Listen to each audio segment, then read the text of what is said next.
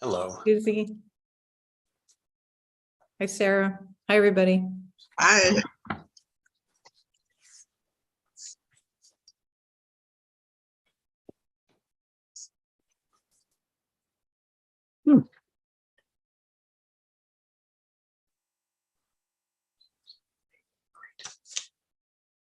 So we are live on YouTube whenever you're ready. Okay. By my count, we have 8, so we have our quorum.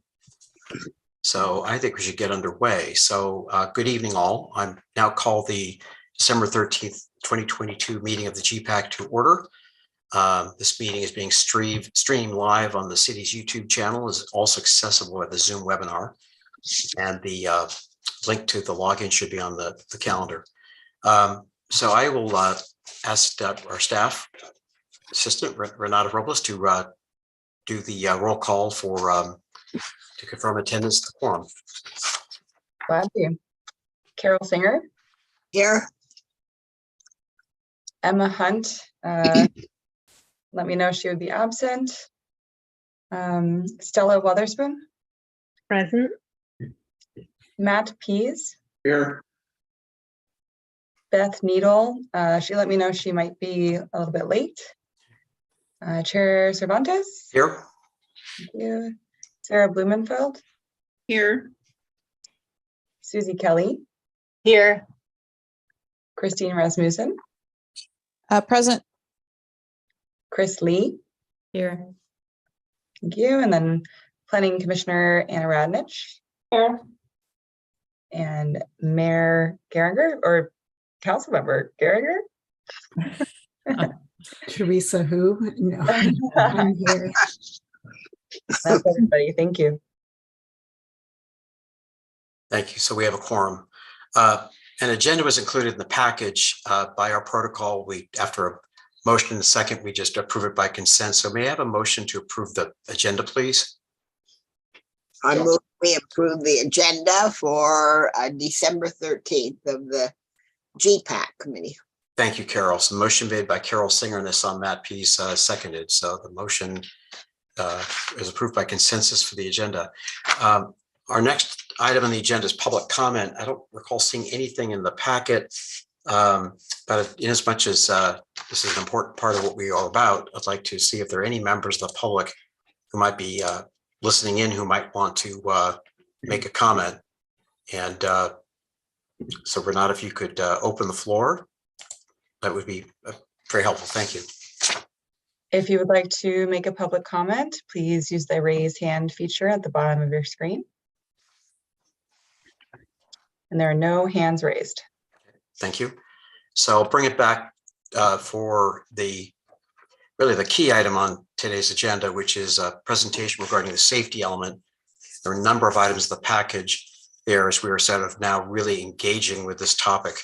So what I'd like to do is to turn this to Renata to walk us through any government presentation and in addition to our PlaceWorks consulting firm.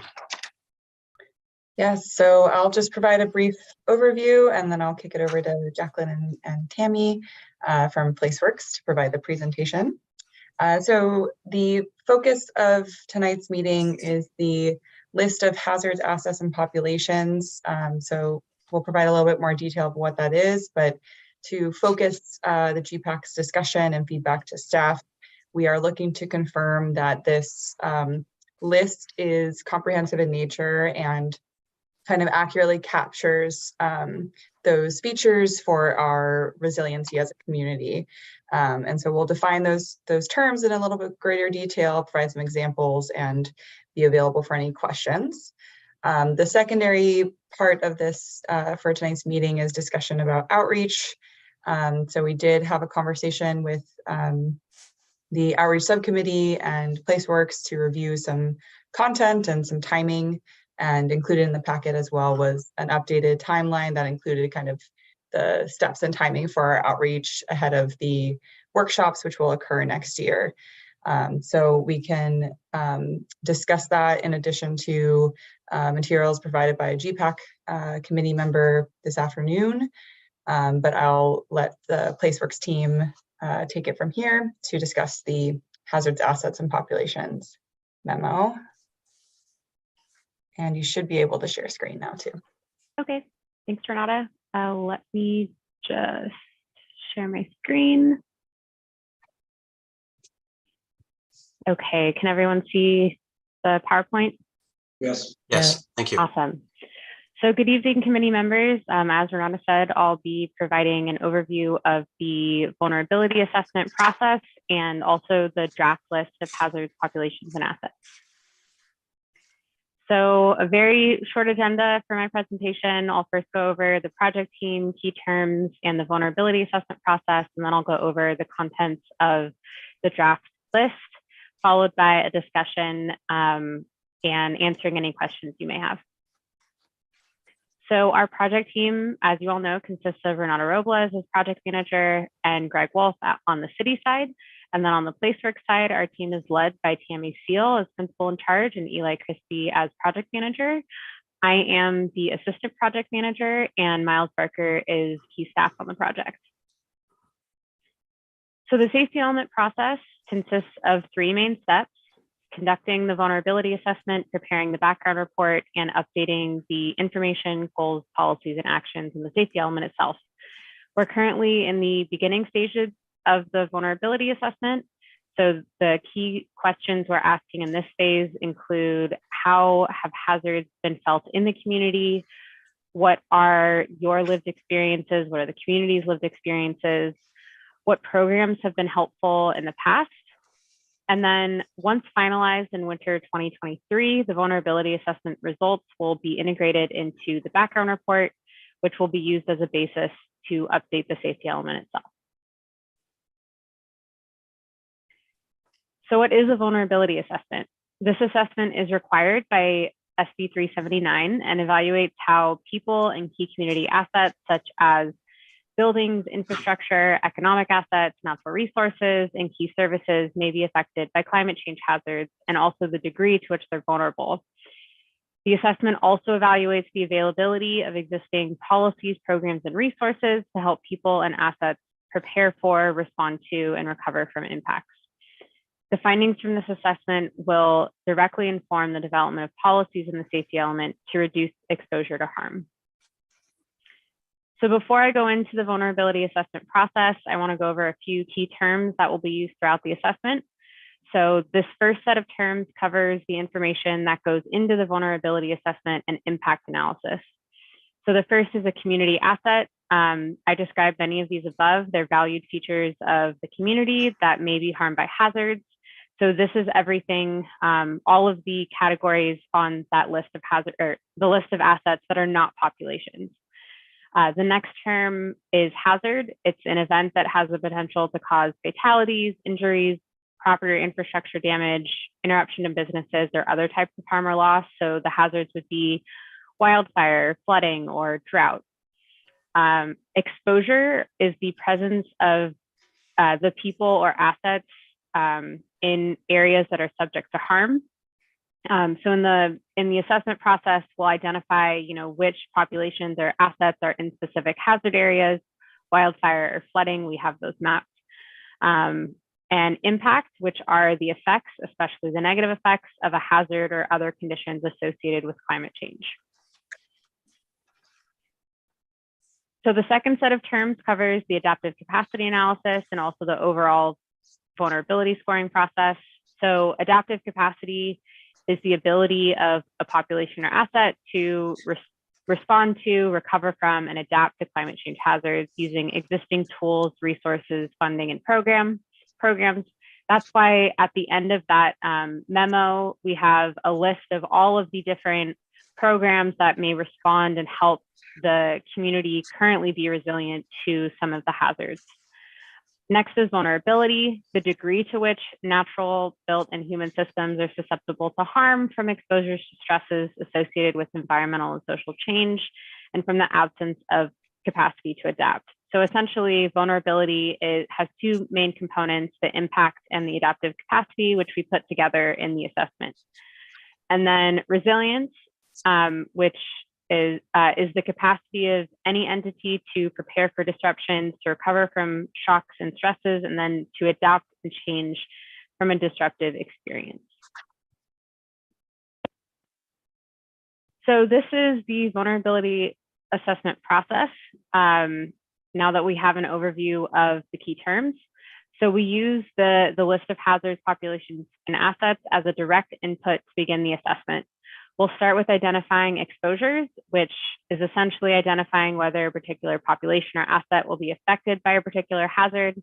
For example, human health hazards will affect populations, but they're not likely to affect the structural integrity of a building. For each of the hazard and population or asset pairings, we'll evaluate the severity of the impact from each hazard.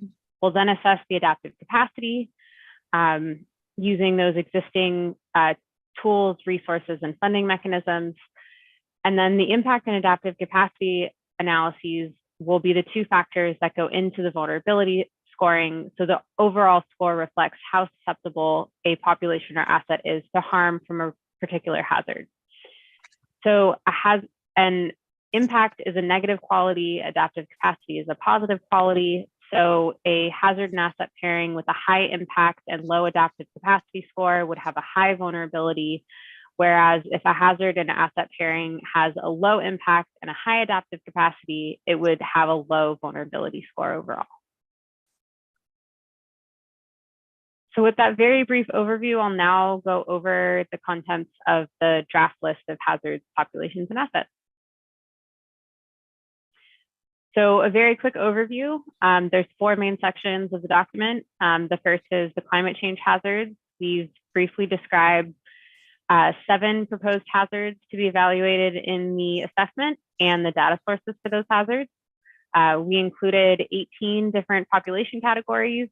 For community assets, again, that provides the list for infrastructure, buildings, economic drivers, ecosystems, and key services. And then adaptive capacity resources, which are those existing programs and tools available to help populations and assets be more resilient.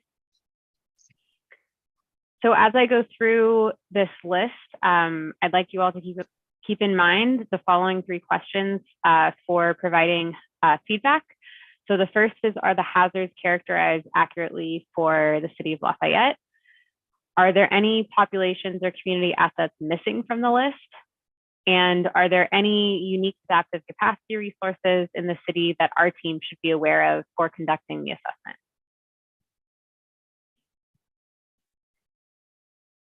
So the first section, the 7 different climate change hazards, just wanted to point out a few important things for a couple of the hazards.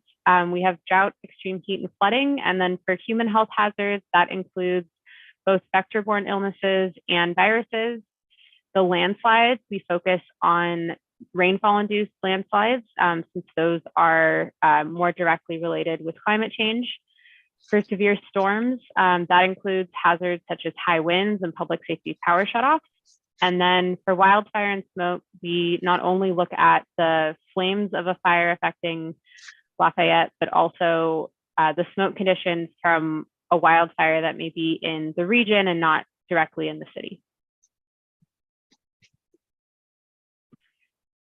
So here's the list of the 18 different population types. This covers different populations that would have unique impacts or adaptive capacity to hazards due to age, financial characteristics, amount of time spent outdoors, existing health conditions or limited mobility, location within the community, or language barriers.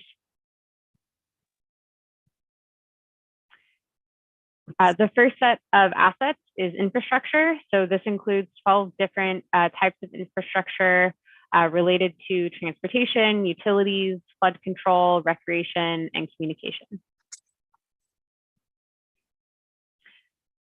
The next set are buildings. These include both publicly owned buildings, such as community centers and government facilities, as well as privately owned buildings like commercial centers and medical care facilities. And now for economic drivers, we've included 3 main sectors: outside major employers, the education services, outdoor recreation, and retail. And then the major employers would include things such as Diablo Foods and Whole Foods. For ecosystems and natural resources, we've included 6 different ecosystem types covering the diverse vegetation and natural systems in the city. And then the last category are key services. These include essential services provided by the city, but also utility companies or the fire district. And these services include the people operating the infrastructure to provide the services, as well as the systems that may be outside of the city, such as electrical transmission lines or water supplies that the city may still depend on. So now for the adaptive capacity section of the list, this provides several different categories of measures that can help increase community resilience. General measures include documents or programs that cover multiple hazards. So for example, the local hazard mitigation plan. There's also population-specific measures such as evacuation assistance programs or community warning systems. And these resources will be used to assess adaptive capacity, which again is one of the 2 key components of evaluating vulnerability. So now we can open it up for discussion. I've repeated this slide, which was before the detailed list, for the 3 questions for helpful feedback.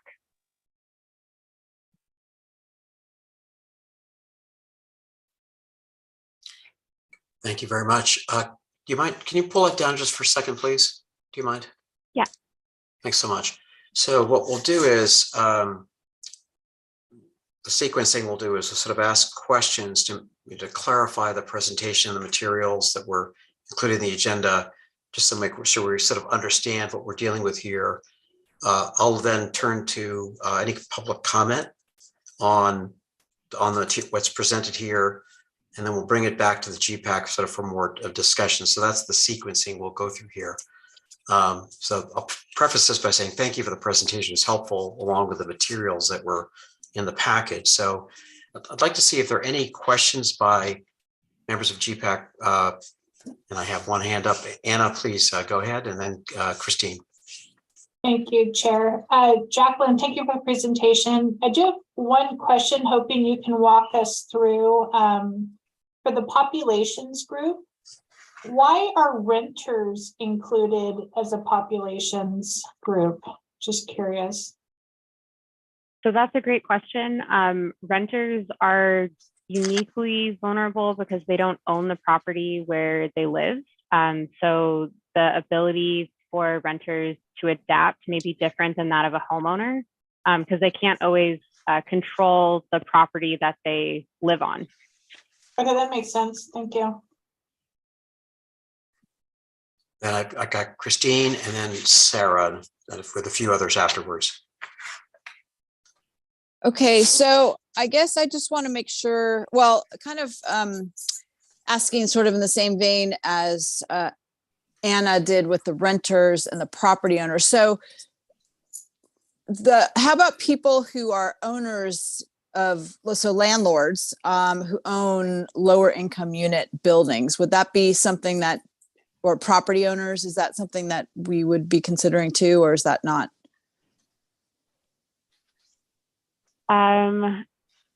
Another good question. So we would include, so low income households and households in poverty are included on the list. We haven't included the actual owners of those units. Well, the reason I'm saying that is because if, you know, one of those properties gets destroyed or for whatever reason, let's say in a fire, that could impact then the tenants, right? So, I mean, I feel like, well, that was just a question. So let's just think about that. And then the other question is, when we're talking right now, I guess after we do public comment, are we going to be being really specific? So for example, under infrastructure, we have listed specific streets. And I feel like there's one that should be put in there that wasn't in there. So are we getting that detailed now, or are we just kind of like bigger picture right now? So if there are, you know, on the major roadways and roads and highways, if there is a street that you want to be included in the list, please let me know and I will add it. Okay. All right. So Jim, when would we do that? So what That's we'll after do, public comment then. that's after public comment. Okay. I think I want to say though that, we're, unlike the housing element where we're doing parcel by parcel views of everything, and this is sort of at a higher level. So, if there's a miss with respect to a thoroughfare or some other kind of a miss, I think we want to capture that. That's my sense of it. But I don't think we want to be too granular on this because this is sort of a higher level view, say, relative to what we're doing with a housing element. So just to put that out there. Thank you. Yeah, great. So I've got Sarah and then Matt. Hi, thank you. My question, given the weather we're having this week, is whether or not instead of extreme heat and warm nights, it should be extreme temperatures. Because, it's in the 30s this week, and if you don't have heat in the morning, in your house, that could be a real problem for some populations. So I just wondered, and I see there's severe weather, but it didn't seem to really specifically address severe cold. And if that's considered a climate, maybe that's not considered a climate change issue, but I wanted to ask that question. Thank you. That is something that we can consider for editing. We had a PG&E outage now. Severe cold at 31 overnight would be a problem. Thank you, Sarah. Matt and then Chris. Thanks, Jim. Two call-outs I think we may ought to think about. We didn't call out specific types of residential. I guess I'm thinking down the road with the increase in high density housing that probably is going to occur. Do we need to call out high density housing, however we want to define that? We may be looking at buildings that are not just 3 stories, but 5+ stories downtown. And does that have a specific vulnerability or enhanced vulnerability compared to what we have right now?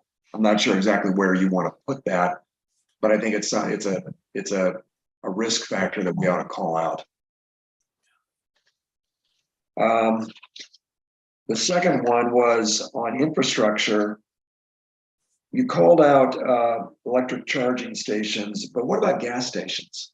It would seem to me that protecting that as an infrastructure to help people get around might be valuable.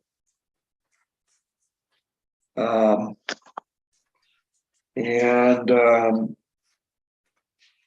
sorry, there's a third one on the ecosystems and natural resources. I know when we were doing some of the housing stuff, we called out creeks specifically, and we don't see it here. As part of ecosystems and natural resources. Is that something we should add? And sorry. Finally, on adaptive capacity resources, had you considered calling out nonprofits that could help during a disaster? These would be people like Salvation Army and Red Cross. I didn't see them mentioned specifically. And that's it for me. Thanks, Matt. I've got Chris and then Stella and then Carol. Okay, thanks. Let's see. On the introduction to the vulnerability assessment, I think actually BART is something that would be affected by man-made and natural disasters. So I'm trying to figure out how do we talk about that? The BART station, it may be that it's, completely unusable, or there's a train stuck there for days or whatever. So I think because we have one in our town, maybe we should acknowledge that we might have to deal with that in some extreme circumstance. Also, I think for major roads, is Highway 24 included as a major road, like the part that goes through Lafayette? Mm-hmm. Okay, good. There it is, SR 24. Good. And then earthquakes, how are we dealing with the consequences of earthquakes. Is there So not really related to climate change? So the vulnerability assessment will only focus on hazards that are affected by climate change. However, the safety element itself will cover all types of natural hazards that may or may not be linked to climate change. Okay. And that is where earthquakes and seismic activity would be covered. Okay, yeah, I thought maybe we're making that distinction. Let's see. For sensitivity and potential impacts, I made a note about the heat effects on children, pets, and seniors. Also wanted to ask, and this can be a question that the city can answer, on page 2, under analyze sensitivity and potential impacts, it talked about the city already implementing several measures to increase adaptive capacity. So maybe we can talk about that at another time. Let's see, I also put in that flooding from creeks is an issue and should be added to flooding. Because that can actually, if there's too much flooding, can actually change the direction of the creek. And a lot of us have creeks going by in their backyard, basically. Let's see. Wildfire and smoke, does that include illness from breathing smoke particles, large particles? Yes.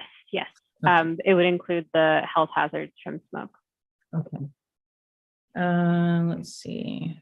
I just wanted to make sure we got all the schools in Lafayette under buildings. There are a few preschools that are, standalone preschools, and also some private schools in the area.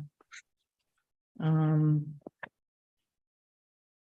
see. Under key services, I'm just going to leave it for now because this is something that I can talk with Renata about, because we have some city services and then we have some Contra Costa services. So I can go through that with her separately.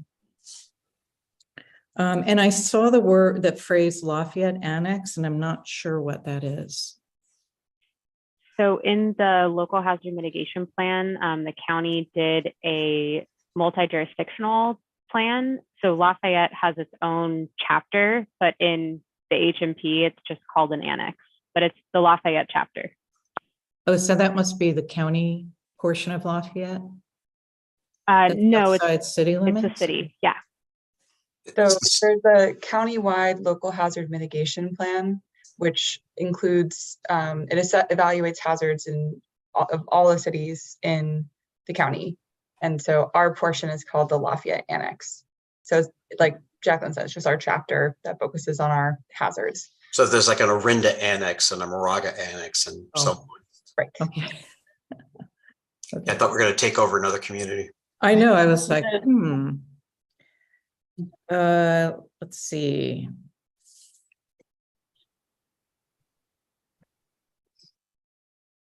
I think that's it. If I have any other questions, I think maybe we're in the areas where Renata can probably answer my questions. Thank you, Chris. Thank you. I've got Stella and then Carol for questions. Thank you, Jim. I have a question about, if I can find it, sorry. It's the 2022 County Active Transportation Plan. Why is that included in the adaptive capacity resources general measures?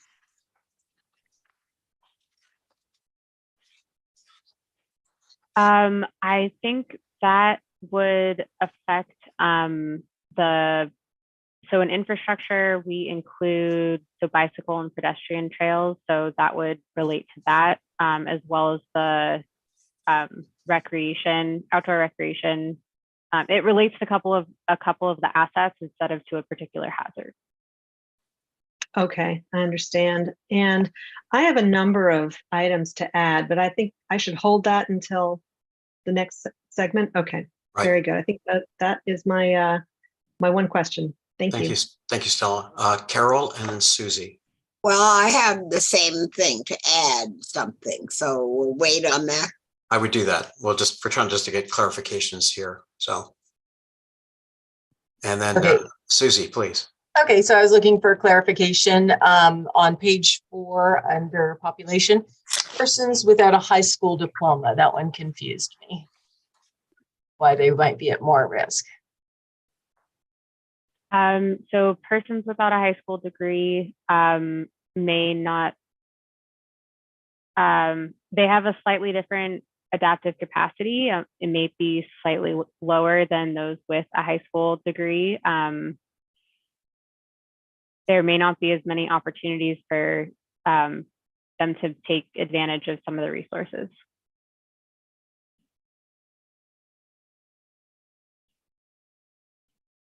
Any other questions, Susie?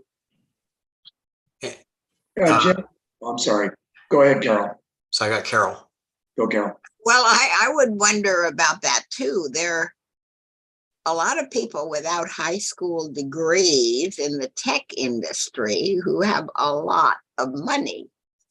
I mean, are we, that's just considered, I think that's just a funny category. So what I think I want to do is when we get back from public comment, maybe just kind of go through the sections of this and we can ferret that one out when we get to talking about the population groups, I think, more specifically.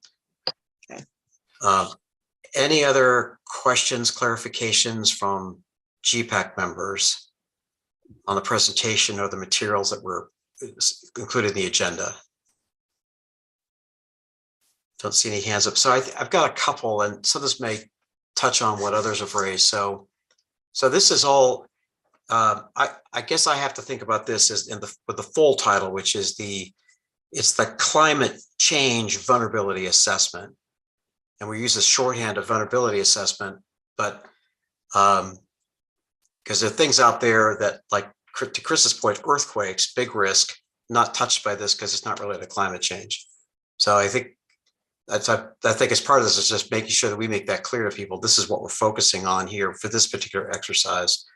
I guess in as much as this is driven by state law, this is what SB 379, are some of the categories in this driven by state law, or is this more like a judgment call, like the populations, for example? Is that some of this by statute, or is this more like just thinking about it? So we based this list off of, so SB 379 suggests using the California Adaptation Planning Guide as a guidance document for completing vulnerability assessments. And these categories are taken from that guide.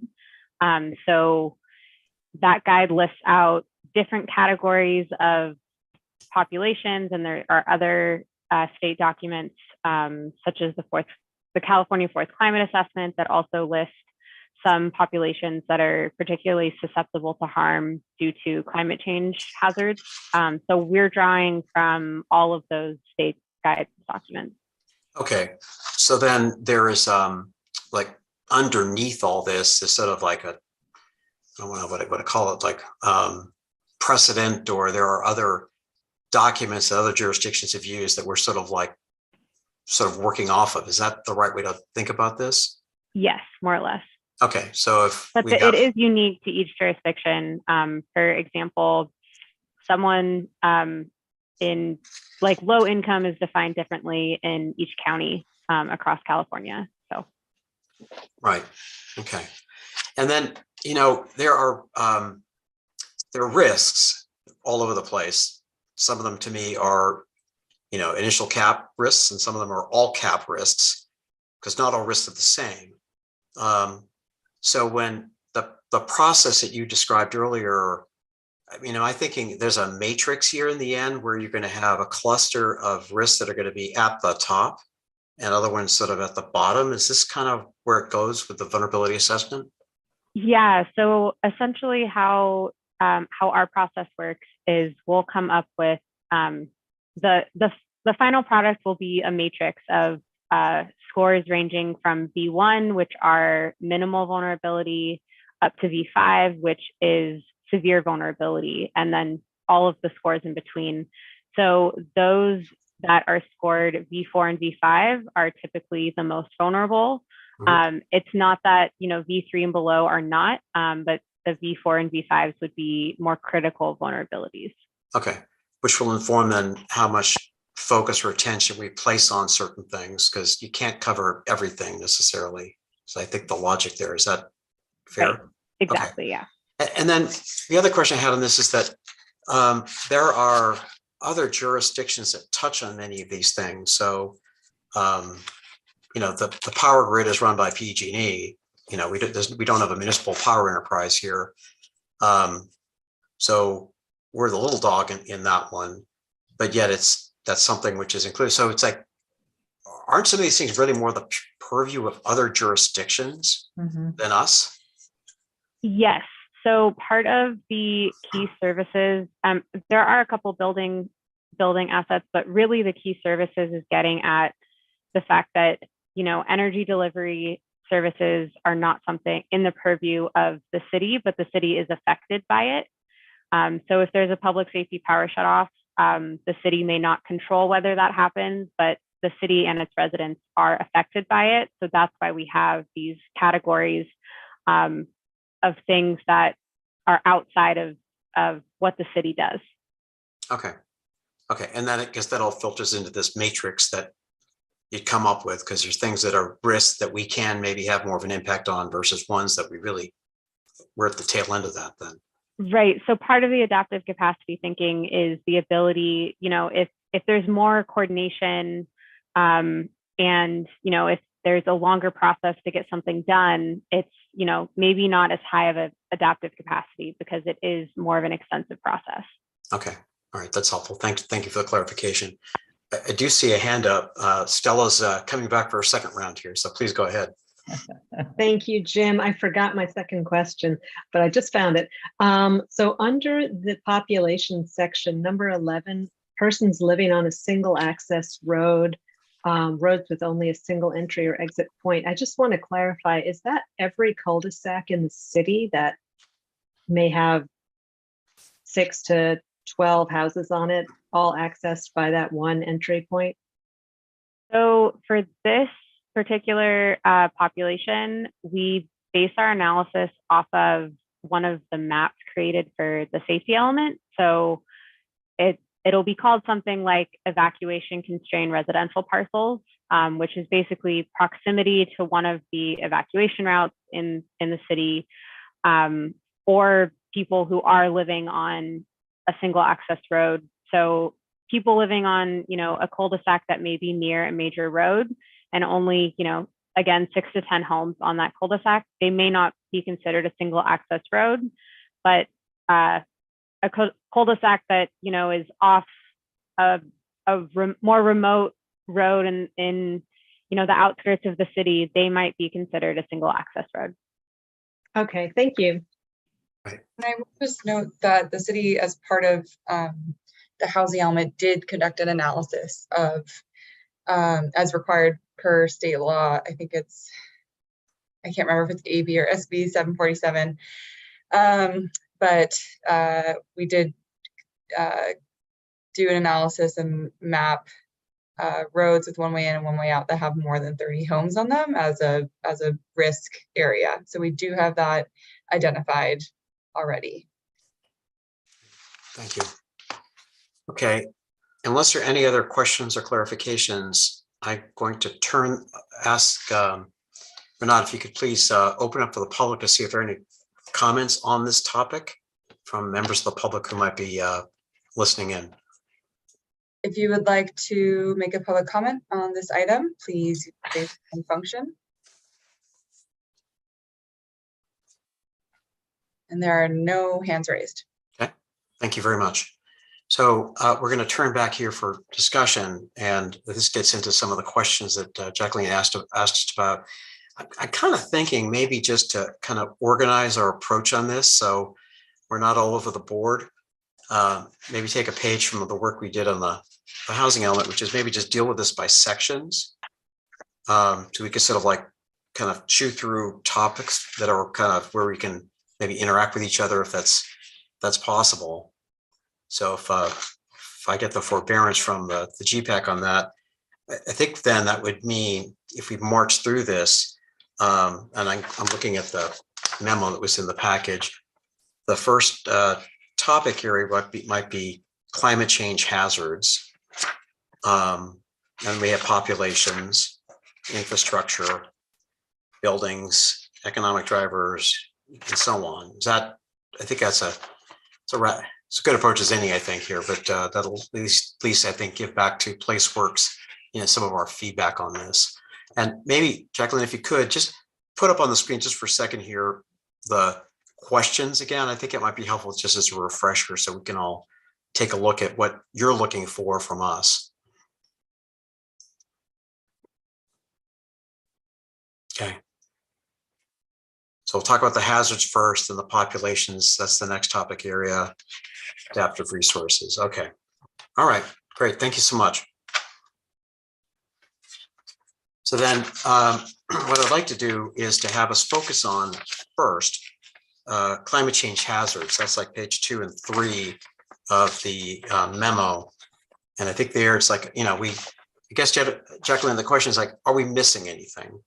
Or is that sort of the gist of this here? Is there something or maybe is there something should be clarified for purposes of the climate change vulnerability assessment? That's kind of what you're looking for here, right?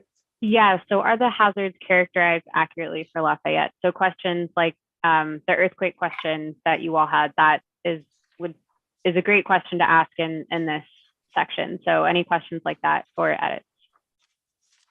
Okay. So with respect to this section on climate change hazards, are there items that the group would like to bring up here to make sure that we have it covered in the upcoming climate change vulnerability assessment? I'm just looking for any hands like that. Chris up. These are just suggestions. In paragraph 2, analyze sensitivity and potential impacts. I was thinking of the heat effects on different populations, seniors, children, and pets or animals.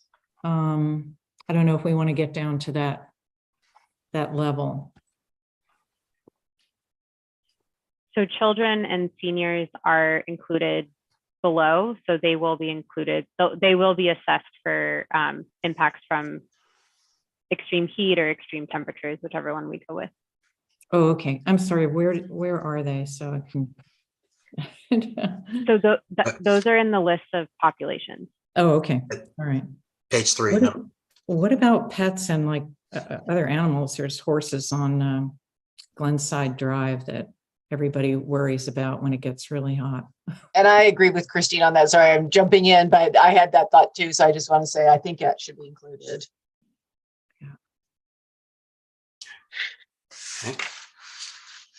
Thanks, Chris. Are there other items you kind of think we should add in here on respect to climate change hazards?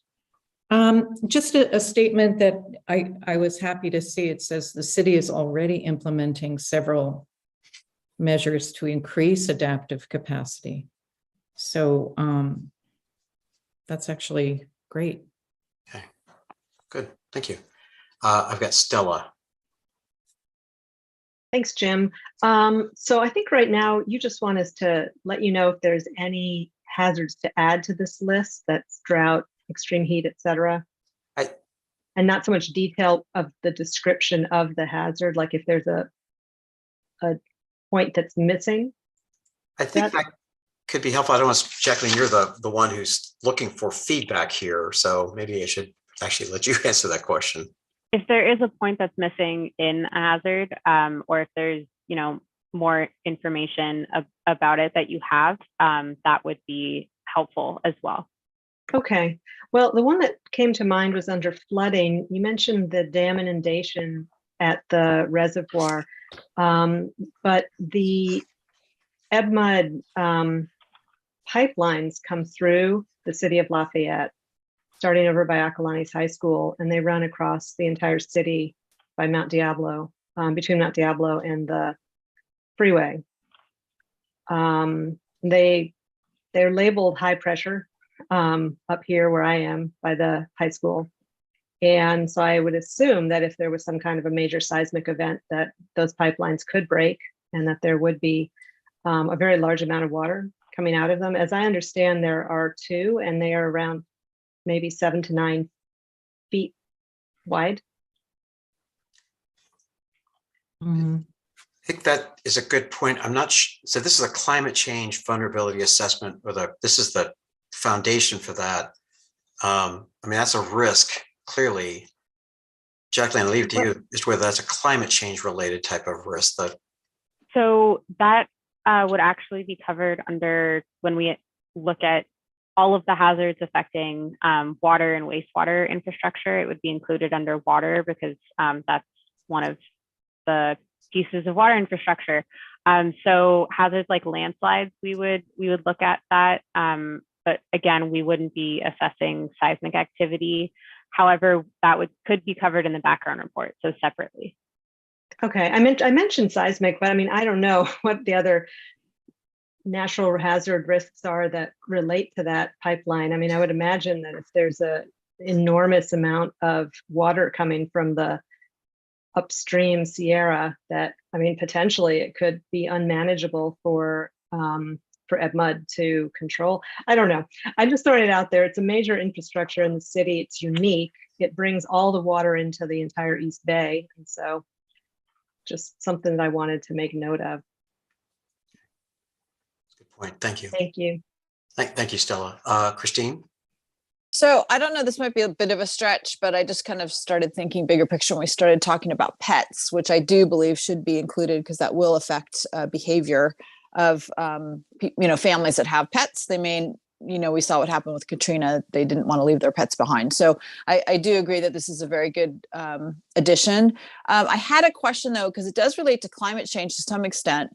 Is we've got the climate change is changing the environment for wildlife. And we notice this with the pigs, for example. We're having a lot of trouble with wild pigs coming down into our area as the water dries up higher up into the wilderness areas or the wild spaces or the open spaces. Then they start coming down into the more urban areas where the water is. They follow it down, basically. So that's just the wild pig issue, which has been getting progressively worse. And I believe, every year they're spending more and more money trying to control that population. So now I'm reading a lot about coyotes being around. I don't want to be alarmist because it's not that big of a deal yet. But the problem, what I'm worried about is climate change affecting the environments for these animals, which is going to force them more into the urban areas to survive. So I don't know if that's anything that we would want to consider here. We do have a lot of open space, so we'll have animals coming down here. I think I'm going to discuss later or ask later if we can add some like wildlife corridors, if that's some of the things we're going to have to consider as well. Because we do have the reservoir right there, which is obviously a water source, continual water source for wild animals, as well as the multiple creeks we have around. So in any case, I'm not really sure where that would fit in, if that's something that we would talk about here. Is that more for creeks and that creeks committee and their department to work on, or is that something that we should consider because it is going to be affected by climate change? So we will evaluate that in the assessment. It's less of a hazard and more related to the ecosystems and natural resources section. So all of the sections of populations and assets will be assessed for each climate change hazard. So we will be, and the ecosystems include the plants and the animals in those systems. Okay, thank you. Right. Thank you, Christine. I've got Chris has got her hand up. Can I jump in? Christine, yes. as well. I will remind you that we also have an entire other element that focuses on conservation and open space.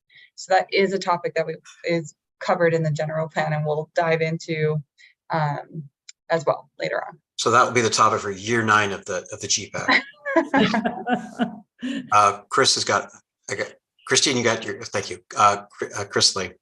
Okay. I'm asking about landslides because I know that there are private property owners who own pieces of land, and actually one put up for sale because I went to look at it. That is in, it's in a landslide state. I don't even know what the right words are, but it can't be built on unless you do an insane amount of mitigation to be able to hold the earth up. So are landslides considered for both public and private property, and how do you go about doing that? So we use GIS to see where the landslide, the high landslide areas are. So we will assess the vulnerability of homes and residential structures, of commercial buildings, different pieces of infrastructure and even the people living on those properties, in the categories to landslides. All right, thank you. Thank you, Chris. Any other comments, feedback on this topic area? So I have one, I think, and I was, drought, and I guess it sort of feeds into wildfire. If you're a homeowner and there's a drought going on, the impact you let your lawn go.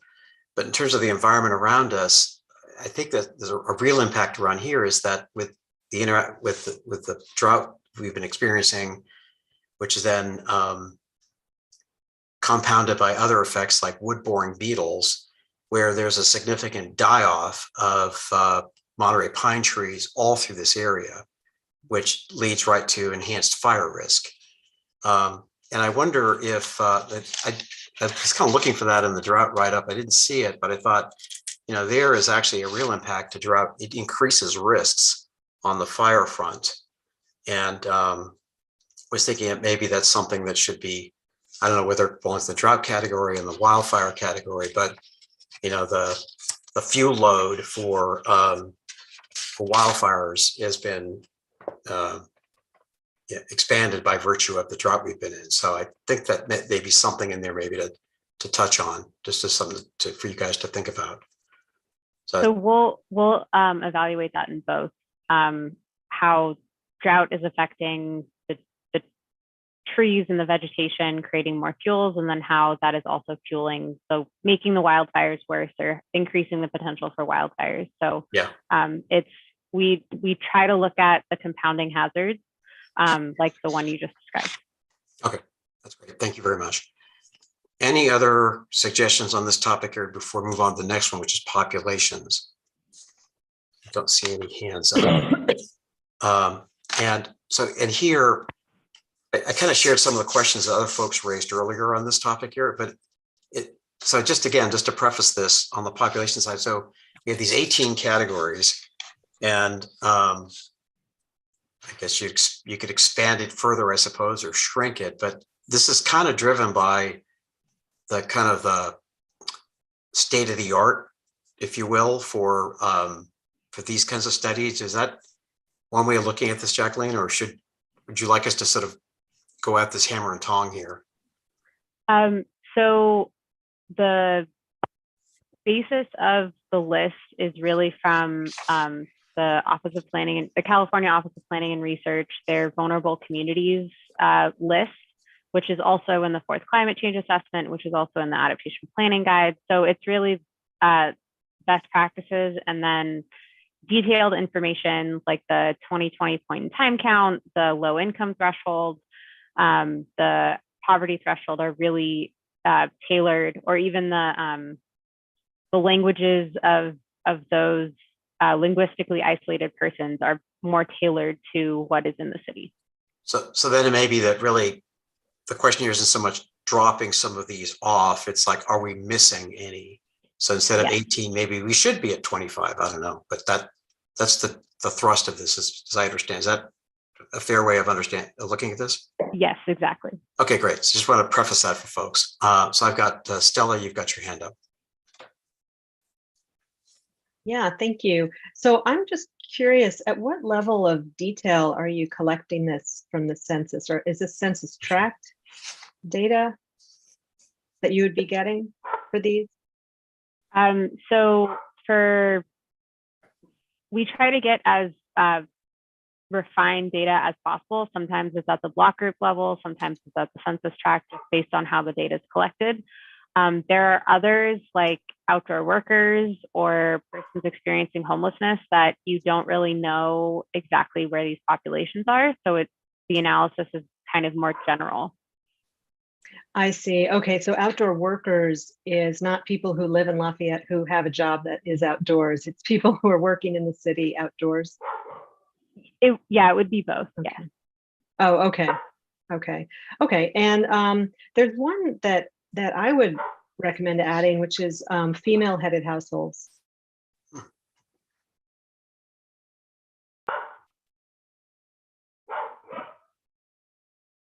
And that's Sorry, my dog is on. barking in the background, but yes, that Oh, is no worries. that is a population that we could add. Okay, thank you. The dog is chiming in to make sure he gets in we do cover the pets in this one, so.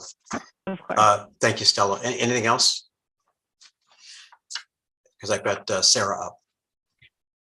Yeah, thank you. I think if we're going to include outdoor workers, we should also include the population that works in Lafayette, whether it's banks, restaurants, stores, retail.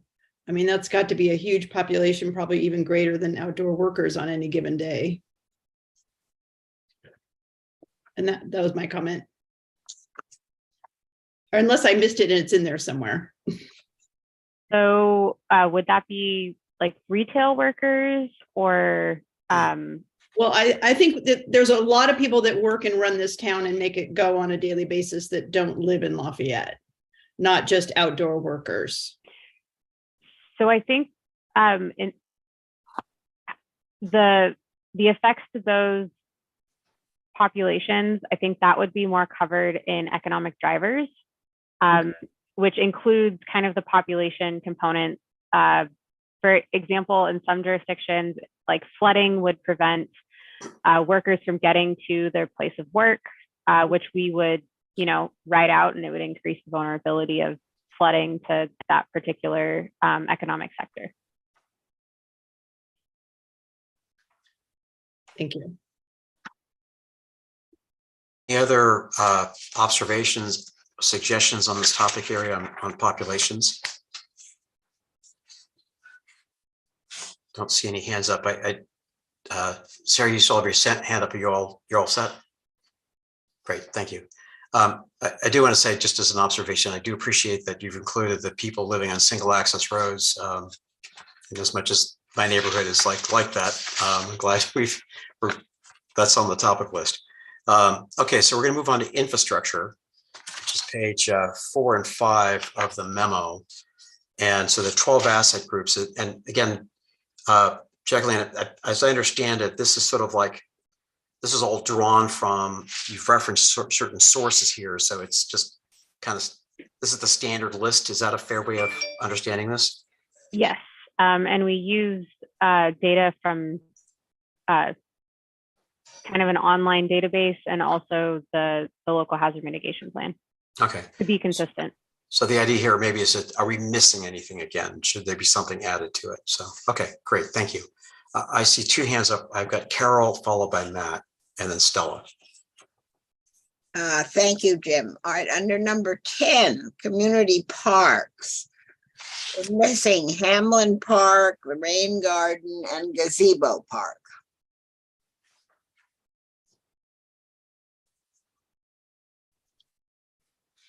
Those could be added.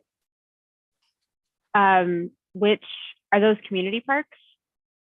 Well, it depends upon your definition of community parks. Park and Rec has a very specific definition, but these you have listed aren't exactly fit that definition. So I assume you mean just parks for the community.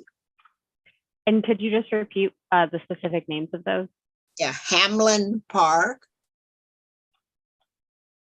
the Rain Garden, and Gazebo Park. Thank you. Okay. Thank you, Carol. All set there? Yes. Great. Thank you very much. I've got Matt followed by Stella. Thanks, Jim. I guess the only one that I thought we should add is gas stations. Since most people still drive gas-powered cars. We can definitely add that one. Thank you. That's it. Thank you, Matt. Stella followed by Christine. Thank you. So for these ones, I had a couple of things to add. I think they're mainly examples or like subcategories, not necessarily a new asset group. So this was mentioned, I think, by Christine, which was under number 8, major roads and highways. We have a couple of other roads that I would consider major local roads. And so those would be Withers in the Northeast. I would add Glenside. And anyone in GPAC here could disagree with this at any point. Upper Happy Valley Road, and maybe Acalanes Road on the west side of town. But I welcome other people's input on that. I guess since I have the floor, I should just kind of go through my list, right, Jim? Go for it. Okay. For bicycling and pedestrian trails, I'm sure you have a GIS data set of that, but just to make sure, that really important one in Lafayette is the Lafayette Moraga Trail that's managed by the East Bay Regional Park District. I think you have an item in here for storm wastewater, not wastewater, but sorry, I'm looking at it right now. Oh yeah, number 6, flood control and stormwater infrastructure. I would consider the creeks in that, or add them, because that is actually where a lot of our storm drains lead to. Also, I'm wondering about, I think under bridges, number 2, I'm wondering what those 9 local bridges are. You don't have to tell me right now, but I'm wondering if culverts over creeks or roadways over culverts are included, because there are a number of reasonably large roads that that do go over a creek, not necessarily on what I would define as a bridge, though. So I don't think that the local bridges includes culverts, but we can try to find that data set. I understand why you'd want to add that. Yeah, some of them are reasonably large, and I'm sure the Public Works engineer could give you that data from the city. For PG&E, for number 4, electric transmission infrastructures, I would add distribution lines, which I believe we have in the city. And I'm not sure if I'm using the right word, but one is the telephone poles delivering to homes, but then the other are the high voltage lines. And so I'm adding, if transmission doesn't cover both, then I'm adding whatever is distribution. That makes sense? Yes. Okay. The communication facilities would include the towers and kind of internet lines that go to homes, and the high voltage transmission lines for electricity would be covered under the 3rd item. But high voltage is electrical, wouldn't that be in 4? Oh, sorry, yes, number 4. Okay, and so then the distribution to homes would just be another part of 4? Yes, yeah. Okay, I just bring it up because our telephone poles they're prone to being driven into and being knocked over, and wind storms and et cetera. So they're definitely vulnerable. Under communication facilities, I guess we're talking about infrastructure. So I don't know if fiber lines is worth adding that level of detail. And I would add the previously mentioned by me Evmud Aqueduct under water and wastewater infrastructure. Just again, in that we don't just have water mains, we have the single source giant water mains. And then also, you probably get into it maybe in the report, but within infrastructure, we have a number of water treatment facilities and pump stations in Lafayette that are also part of EdMUD. There's another part of BART that I'll just call out. I'm not sure exactly what you call it, but it's a pretty large electrical facility, maybe a substation. I'm not really sure, but it's by the Highway 24 on Circle Creek Road. It just looks big and important to me. So it might be worth considering. And then I believe there's an AT&T facility off of Happy Valley Road by Highway 24 that I think is actually in our housing element opportunity sites list. And so I just don't know the nature of that, that infrastructure and how important it is, but I would imagine it's got something to do with our landlines in the city. And that's what I got. Great. Thank you. Thank you, Stella. I've got Christine and then Chris.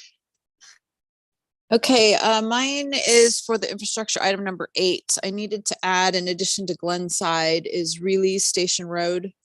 That one connects Glenside to Olympic, which connects to Pleasant Hill Road. So that's a key and actually that's the one that gets jammed up all the time. So that one has to be included in this. And then I'm also a little bit concerned about the Hunsaker Canyon area. It's probably, well, I don't know if it is, but it may have already been put in on the one-way in and out. But that is a particularly worrisome area for the wildfire risk. So I just want to make sure that the Hunsaker Canyon is addressed somewhere, either in this here or in the fire sections later. So. And that's my 2 items. Thank you. Thank you, Christine. Chris Lee. Boy, Stella, you got a lot that was on my list. I'm not sure if that is a pumping station on the Lafayette Moraga Trail. If you're walking from Stanley to Olympic, there is a big building that you have to walk around. Does anybody know? I think it is. Is that I think it's a pump station. I think it's a pump station. Okay, good. All right, so that's got included. And then in addition to Release Station Road, which was on my list, I think that part of Olympic that starts at Release Station Road and goes to Walnut Creek should probably be on that list too, because there's a creek that runs along there. We have a traffic circle there. It's a pretty major thoroughfare for people getting from Burton Valley into Walnut Creek to do shopping. Thank you, Chris.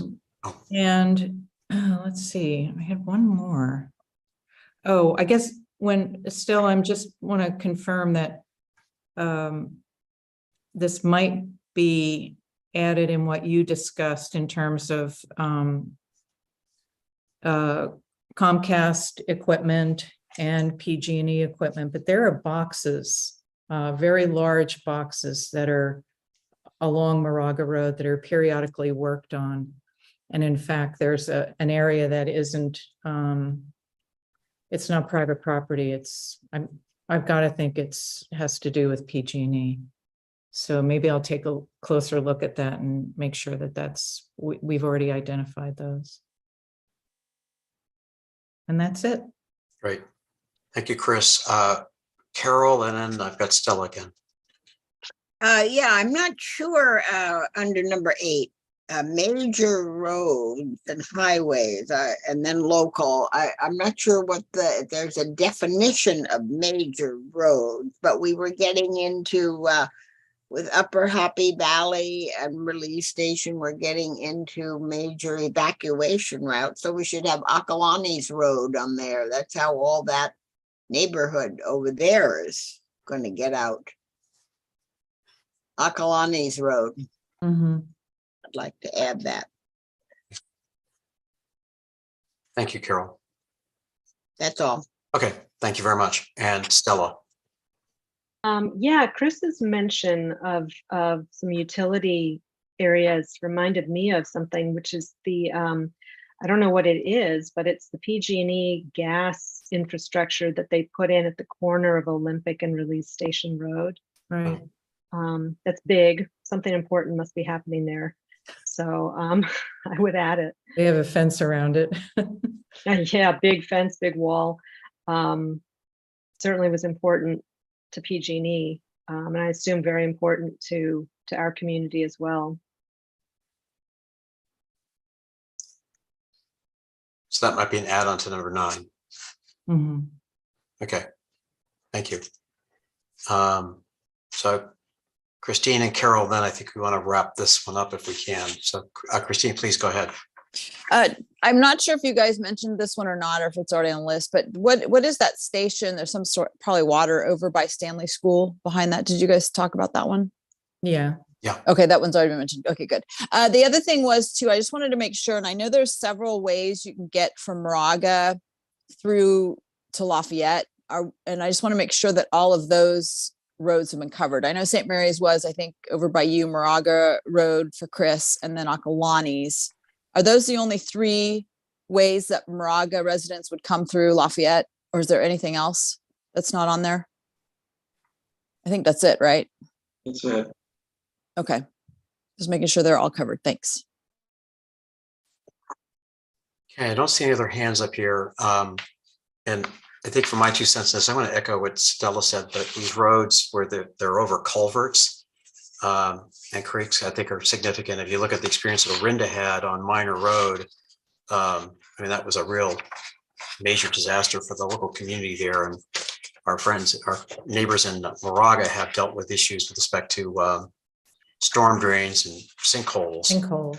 Yeah, so these are like the kind of things that really do end up disrupting life significantly. So thank you for going through that.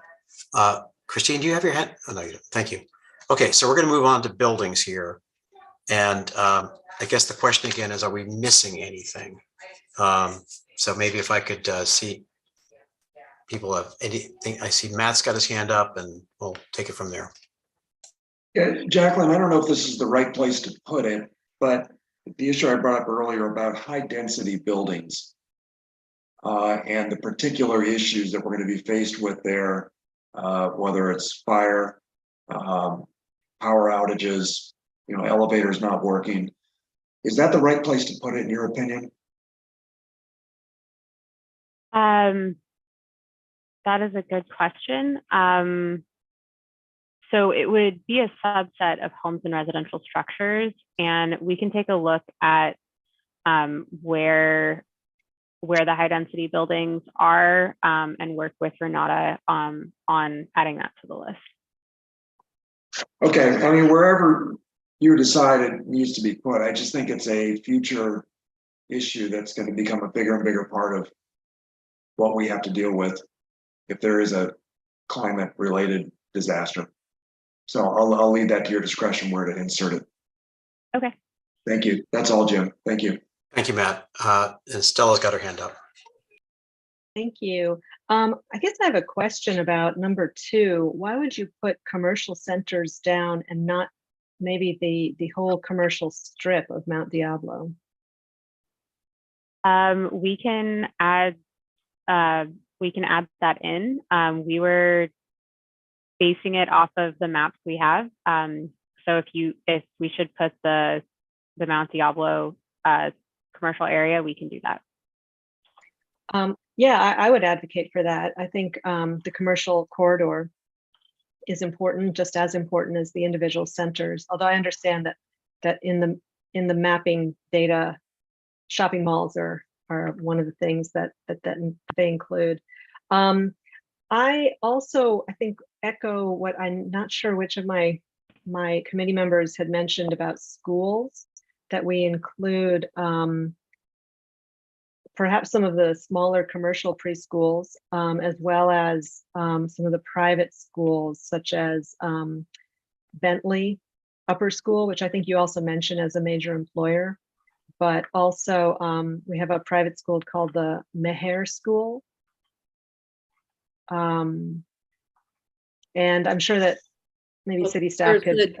There's the Jewish Day School over at Temple. Oh, that's right. Yeah, on Risa Road. Mm-hmm. Bentley School. Bentley.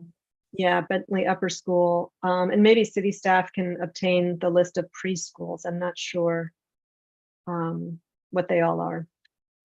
And then since I think you mentioned, let's see, under buildings, government offices, our supervisor, Candace Anderson, has a field office next to our fire station.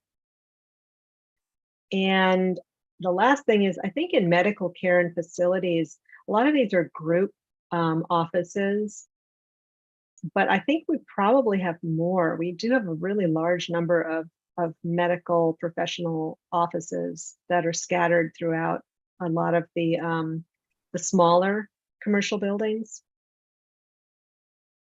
And so I don't know how to get a hold of that data, but There are some state GIS databases that allow us to look at those individual offices or dialysis facilities or things like that may be more localized and not in big medical centers. yeah, exactly. That's precisely what I'm thinking of. Yeah, I think we have a lot of them south of Mount Diablo Boulevard, and they are in some small buildings, but there are some, I think, reasonably sized practices. I think that's all I have. Thank you. Christine? So my question is kind of along the lines of what Matt had said about the buildings that are going to be built eventually in the next 8 years. Are we looking at that, or are we doing stuff that we already have, projects that have already been completed now? And the reason I'm asking that is because I'm pretty sure we're having a adults with special needs adults living in a building that's going to be built. I'm not sure where the status is of that building, but would we be including the potential of that happening also in this round? I think we would, right? So if that's the case, then we need to add that somewhere, I think. So something they're like not gonna- adult care facilities. Yeah, they're not going to be driving. They're not going to, well, some of them maybe, I don't know. I shouldn't say that. They might be, but I'm just saying it's a vulnerable group that would be covered under a different, perhaps under the vulnerable groups. But if we're talking about, looking at preschools and that kind of buildings should be also on this list. And I think the special needs residents and needs school would also be included. Would that go under number 5, care facilities? Yes. Well, no, would it? Because I think they're living there. That's their house. think That's it where they're Then going to be. for people with intellectual disabilities at Lafayette Lane. So it's not necessarily a care facility, but I think that population is captured in one of the categories included in the list. The population is, but this is the buildings. Yeah, this would be for the building itself.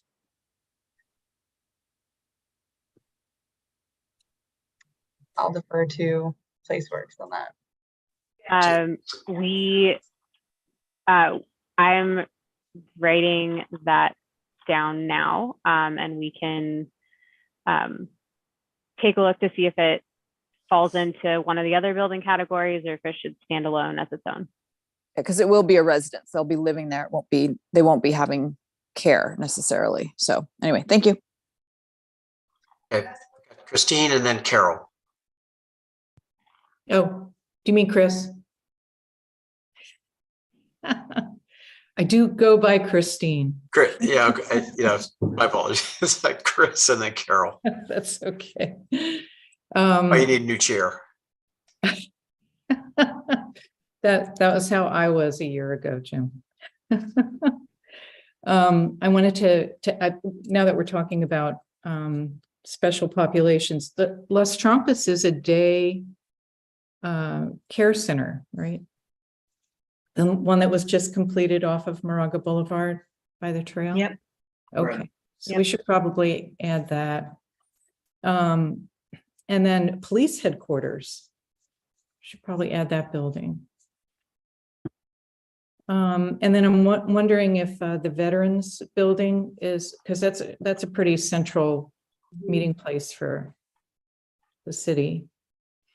And then pardon? Police department's there under number 6.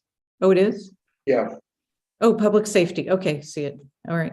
And then when we were talking about medical, the labs are really important, the two labs that we have here in Lafayette, because most doctors' offices don't go to that extent anymore. Isn't that the John Muir Medical Group under 5? Well, one lab is LabCorp and the second one is Quest. And they do nothing but lab work. Okay. And that's all I got. Thank you. I got Carol now. All right, I have a question with Christine made me think about that. What kind of buildings are we included? Now, the one she talks about is not built and probably won't be for quite some time. It's part of that huge complex of buildings. So if you go and look at applications for developments in Lafayette, are we including all those buildings? Or what buildings are we including? Because the one Christine talked about is not built and will not be built for a while. So if we are talking about application, we including buildings that have submitted an application. If so, that's going to add a lot of buildings. I could interject. I think that the idea is this needs to be forward-looking in as much as it's going to be out there for the next decade or so.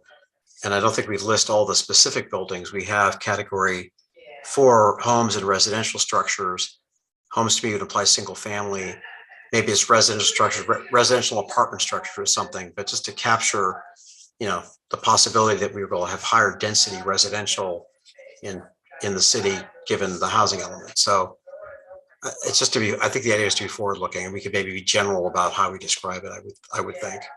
Well, I'd like to have Jacqueline, I have a specific question as to the building. We including buildings not built or that have an application, or has the application been approved yet or not approved? Or So we oftentimes try to focus our review on, or our assessment on, existing buildings that we may know the exact location of. But for some things like commercial centers that we may not have exact, points for, they cover multiple addresses or larger areas of land, we look at the land use, which would include, future uses of the land.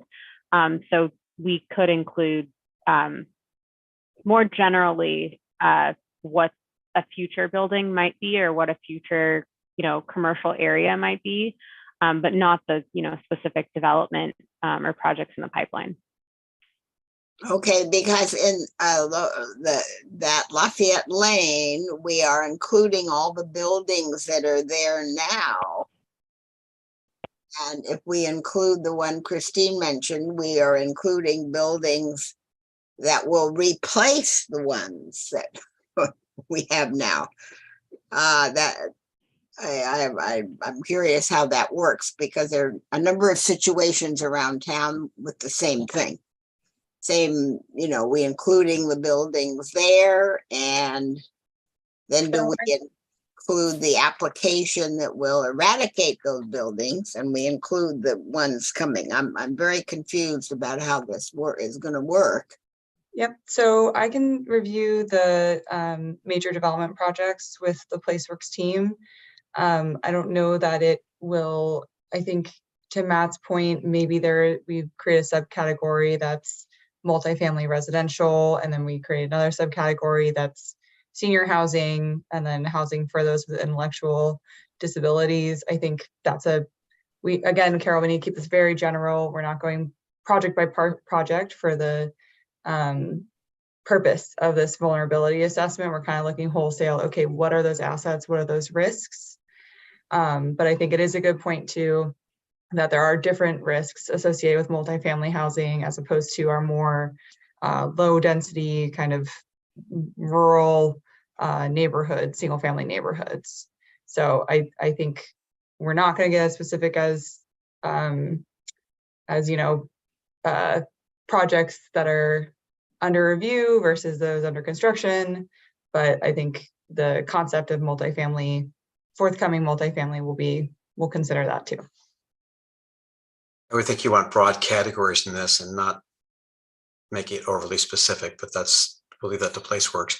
Now, I want to know, it's about 7:30. We still have a bunch of categories to get through and some other things at the end of the agenda here. So I think we're going to go past our 2 hours and 4 minutes target for this meeting, but fortunately we've banked extra time from prior ones. So we're going to use it tonight, I think. But just you might want to keep in mind that we're at 7:30 now, and we're looking, I think, for higher level comments. So I think we're done with the buildings. The next category is economic drivers. So again, I think we're looking, are we missing anything here? This does reference like specific employers. I don't know if we want to keep on adding to that list necessarily, unless there's an obvious miss. But again, I want to see if are we missing anything significant here in economic drivers, which is on page 5. And I just want to mention that the major employers is based off of the comprehensive annual financial report, which has a table that lists major employers as in the companies or organizations that employ the most amount of people in the city. Thank you very much. So it's off of city data, basically. Okay. Any comments on this section? I'm looking, I don't see hands up. So we're going to check off economic drivers, ecosystems and natural resources. And here you've drawn on other materials. So I've got one hand up so far with Matt. What I brought up earlier, Jacqueline, should creeks be included as a category?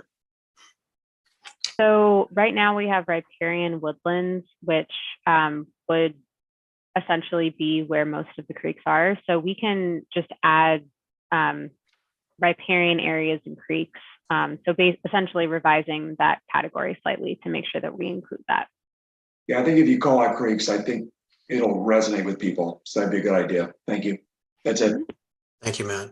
Any other comments on this section?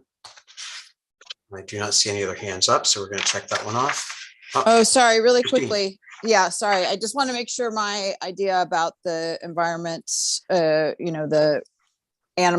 think she said that it was going to be covered, was the effects on wildlife, but I also want to make sure we start talking about or think about corridors, wildlife corridors, and ways animals are going to get from one open space to another as we start building and creating density. All of their pathways to open space are going to get blocked off. And I want to make sure that we're conscientious about that. That would decrease the amount of wildlife human interaction, and also, create a better environment and safer environment for them. So they don't get hit by cars. They're not getting involved with, pets, household pets, and also people. So I just want to make sure that's in there It's in my somewhere. notes. Thank you. Great. Thank you, Christine. Any other suggestions in this category? In which case, I guess we move on now. I want to do a check here with you, Jacqueline. So you got key services, then we have the adaptive capacity resources section, and you're looking for feedback there, right? The key services are, again, are we missing anything from the list? And adaptive capacity resources are slightly different question. Got it. Okay. So Susie, you have your hand up. Is that with respect to key services? Yes, for key services, I didn't see trash services. Wouldn't that be under that category? So that would be under solid waste removal. Oh, I was thinking that was sanitation. That's what I saw. That's how I perceived it. Or that was wastewater? Yeah, so Okay. that would be under wastewater. Okay. Thank you, Susie. Matt has his hand up. Yeah, are schools considered a key service, Jacqueline? That is a great question. We've considered them under economic drivers, the Right. actual children in the schools and the schools as buildings. I will have to look into that one. I will make a note of it and get back to you all with that. Okay, thank you. So that's a stump the consultant question, but thank you, Matt. Okay, any other comments or additions really, I guess, to key services? Don't see any hands up. Okay, so Are roads, I'm sorry, Jim, are roads considered key services? Like the ability to keep roads open and fixed? we talked, roads are infrastructure, I think, but Jacqueline, you're the keeper of this, so. So roadways are considered as part of the infrastructure that keeps some of these services going. So obviously public transit access relies on railways and roadways, as well as solid waste removal, and emergency and public safety response. So it's considered, but it's not typically called out as a separate category. Okay, gotcha. So we've gone through the first couple of categories here. Then we have this broader category of adaptive capacity resources. And here, you list specific resources and for these different categories, like how can we help you with this? Are you looking for this is pretty comprehensive, but are you looking for things that maybe have been overlooked, or is this more just like we nod our heads and say you've kind of captured it here? What are you looking for here, Jacqueline? Yeah, so again, if there's anything missing, if there are any unique adaptive capacity resources that we haven't listed, that may not be, on the city's website, that someone who lives in the community and is an expert on the community knows, then that piece of information would be most helpful. Okay, great. And I see two hands up, so I think we got something for you here. I've got Matt and then Carol. Yeah, two that I would add. One is nonprofits that can help in the case of a disaster. It's people like Salvation Army and Red Cross. Okay. The other one, I didn't see the name specific, but maybe you've embedded it, is FEMA, the Federal Emergency Management Agency, yeah. There you go. Is that one that should be called out separately? Yes, we can add some of their programs. I know they do have disaster recovery and grant programs, so they can be under general measures or population specific programs. Okay, thank you. That's it. Right. Thank you, Matt. Carol and then Sarah. Yeah, under population specific programs, should add the La Marinda Village.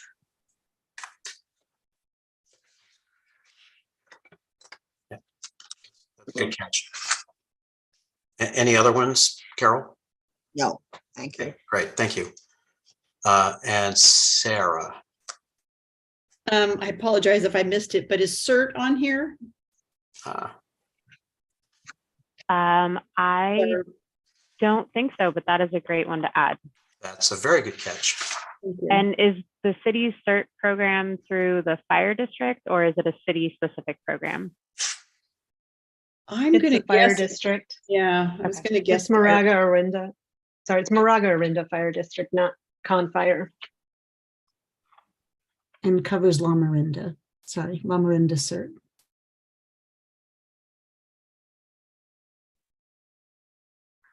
Thank you, Sarah. It's a good catch. I saw you had Firewise in here, so that's good too. Any other resources out there that we want to flag for PlaceWorks? Okay, I think there's some really good ones in that. Thank you all. And I guess with that, I believe, have worked our way through this memo. So I'll turn to our PlaceWorks colleagues here. Is there anything else that you need from us, input, observations, whatever? We give you a bunch of things here, but I want to make sure that this is a useful exercise, as this is the sort of the foundation for the climate change vulnerability assessment. Yeah, this has been really helpful. Some of the details that, weren't specific to a hazard or a population, I was writing those down just so we have a better understanding of, what is happening on the ground, what you all have experienced or heard others experience in your community. So this was definitely helpful. And as far as next steps, just to give you all a bit of a timeline, we're going to finalize this list by the end of this month and start conducting the vulnerability assessment starting this month, going into January. And then, as some of you know, we'll be preparing for a workshop in early or mid-January, I think. Okay, that's great. Thank you very much. And the other part of all this is the outreach component. And the outreach subcommittee did meet with staff and with PlaceWorks. PlaceWorks had prepared some materials that they'd used before. We provided a number of suggestions on that, talked through a timeline. And in the packet, there's a draft outreach content piece, which sort of reflects the input from the outreach subcommittee. To give you a sense of like what we're looking at here, what I would say is that I think if people have suggestions, and I've already picked up a few for myself here, I think the best way to handle this is to send those to Renata sooner than later. I don't think it's really productive to go through suggestions as a group like this, honestly. So if that works for the group, I would recommend that.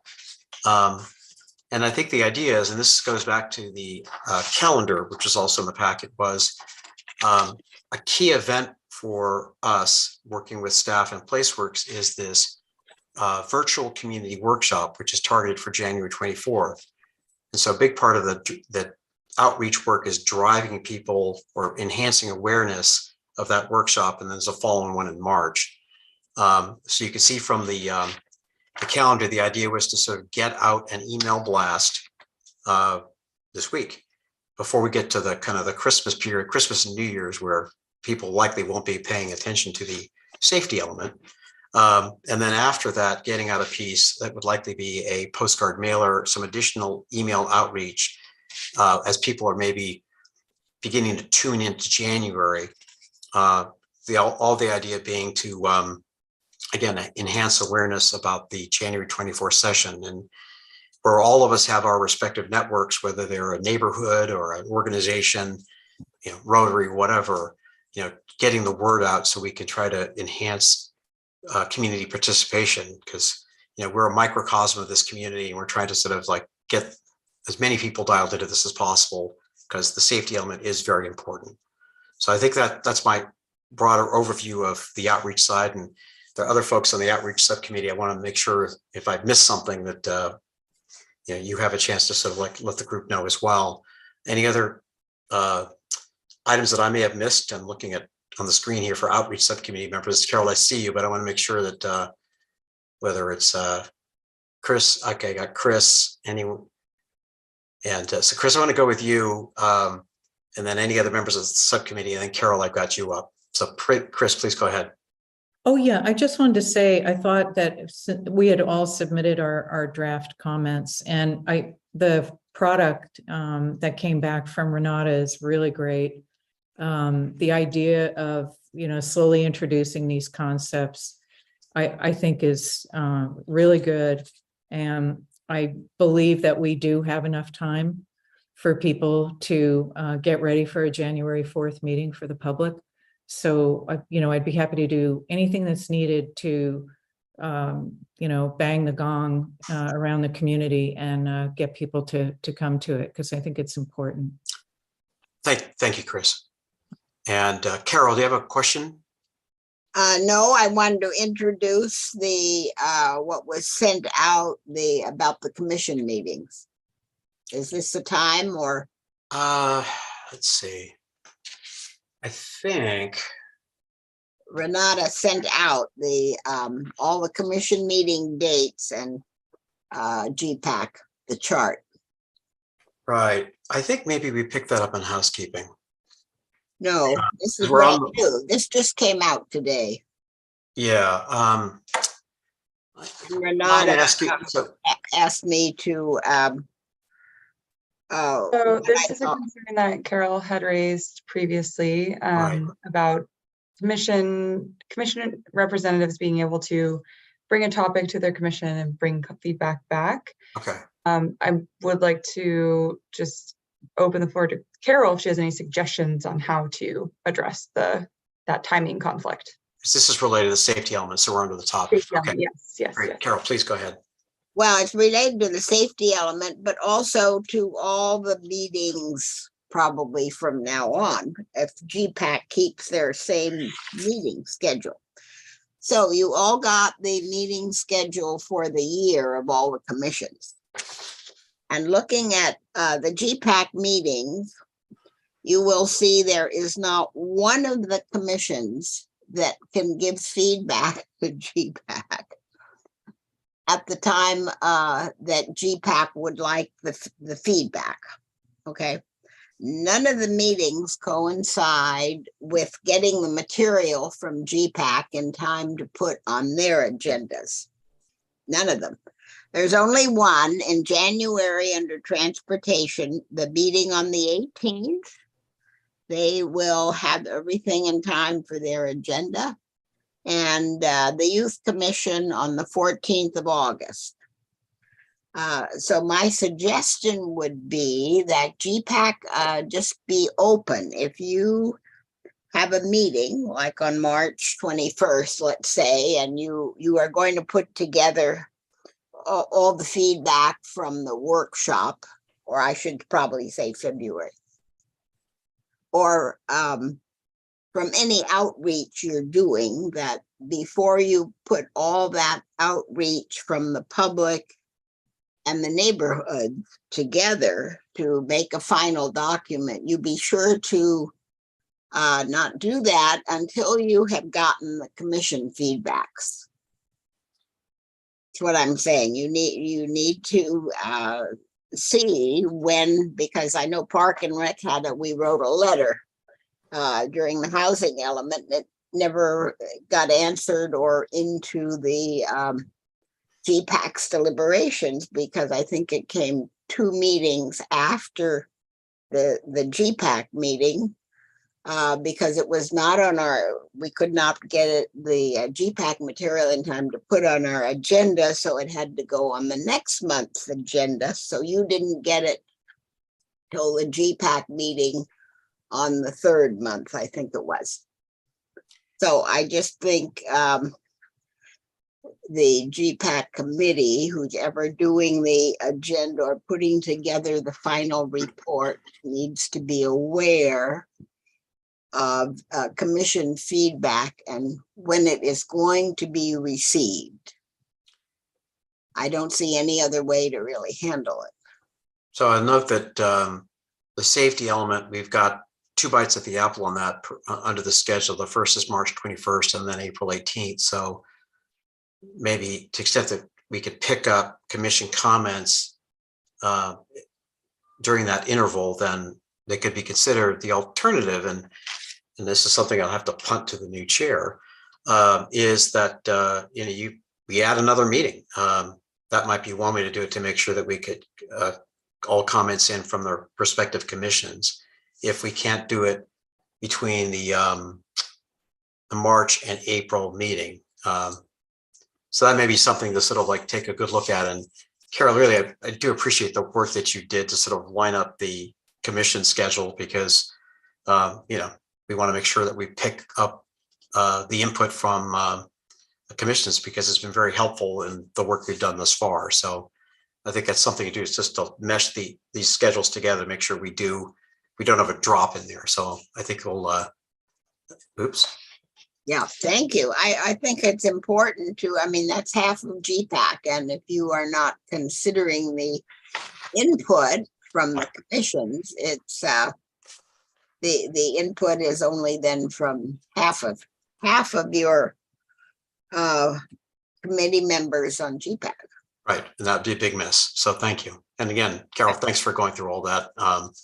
That was I don't know if I call it labor of love, but it was definitely a labor. So I really appreciate it. Thank you. Okay, I think we've wrapped the safety element portion of our meeting, and I'm going to move us on to committee member activity report, which is item 7 on the agenda. Chair, can we release our PlaceWorks colleagues? I'm sorry. This is like, after 34 years of doing this kind of stuff, I've always mindful of getting the consultant out the door as soon as we can. So I do want to just take a moment to thank the PlaceWorks team for the work you've done, helping with the outreach, with the inventory that we've gone through. we hope our comments were helpful to you. We're certainly looking forward to getting this climate change vulnerability assessment. Give us something to read over the holidays maybe, but again, we're looking forward to picking this up with you at the next meeting. So thank you all very much and have a great evening. And Renata, thank you for reminding me. So, Thank you. Thank you. Thank you. unless the place works folk want to stick around here about the housing element. So Thank you. Good night. good night. Good night. Thank you so much. Thank you all. Actually, that big slam of the air or whoosh of air going as So sit on enough. the housing element is like Lafayette's tar baby, I guess. So we're looking forward to an update on the status of the housing element, because I'm sure the council has been going at it late at night here. So please, Teresa. And I'm going to not the complete Reader's Digest version, but I know that many of you, I have the attendees and the participants up as the council meeting is going on. So I know that many of you are actually on the webinar. And if you're not on the webinar, I know that some of you have written in and have, watched on YouTube. So I want to just start off by saying, thank you. I've been saying that a lot this week. We have a lot of people doing a lot of great things in Lafayette, and I have a lot of gratitude. And Chris, it doesn't feel like it was just a year ago that there was the changing of the guard, and that would mean 2 years ago you were, becoming. Some days it feels like we've been working on this for 3 years, and so I just want to thank you all. And I know that now Mayor Andori is over, and I don't know if we want to bring him over in case there are questions, but Chair, you can decide that after or now. I would say if we could pull Mayor Anduri in, that would be, Yeah. Let's do that. And this is my last meeting, but we'll hold that for later. So while he's coming over, just a brief refresher. Thanks to your work and the Planning Commission's work, and then a lot of work and sort of massaging on the part of council.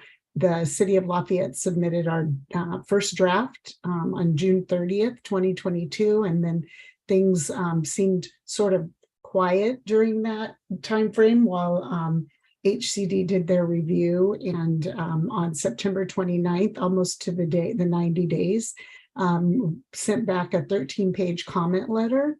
And the council has reviewed that, but staff has also been working on the responses and edits to our goals, programs, and policies to address some of their concerns, and we'll continue to work on that. On November 14th, we considered again the housing element, and I have my notes, but I'll keep going, not trying to go too fast. But we had a meeting on November 14th, and on October 10th, we had received, as everyone throughout the state of California, the Attorney General Bonta's advice or guidance on wildfire and evacuation. And so at our November 14th meeting, in response to that, the council directed staff to add additional text to the EIR to basically reflect that the analysis that we had done and the content aligns with that guidance on wildfire and evacuation. And the thing to remember also is it's guidance. It's not legislation or law. I haven't seen all the bills that are coming forward. I know that there are a number of additional housing bills that are being introduced. I don't know if there are any specific to looking at beyond previous sort of wildfire related bills that are being introduced this session.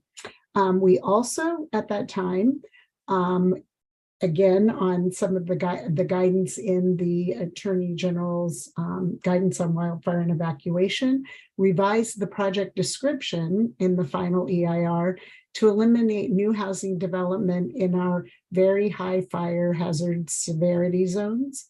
And so as those who were at that meeting, and many of us on the council feeling very much, between a rock and a hard place, removed the BART parking lots and De Silva South.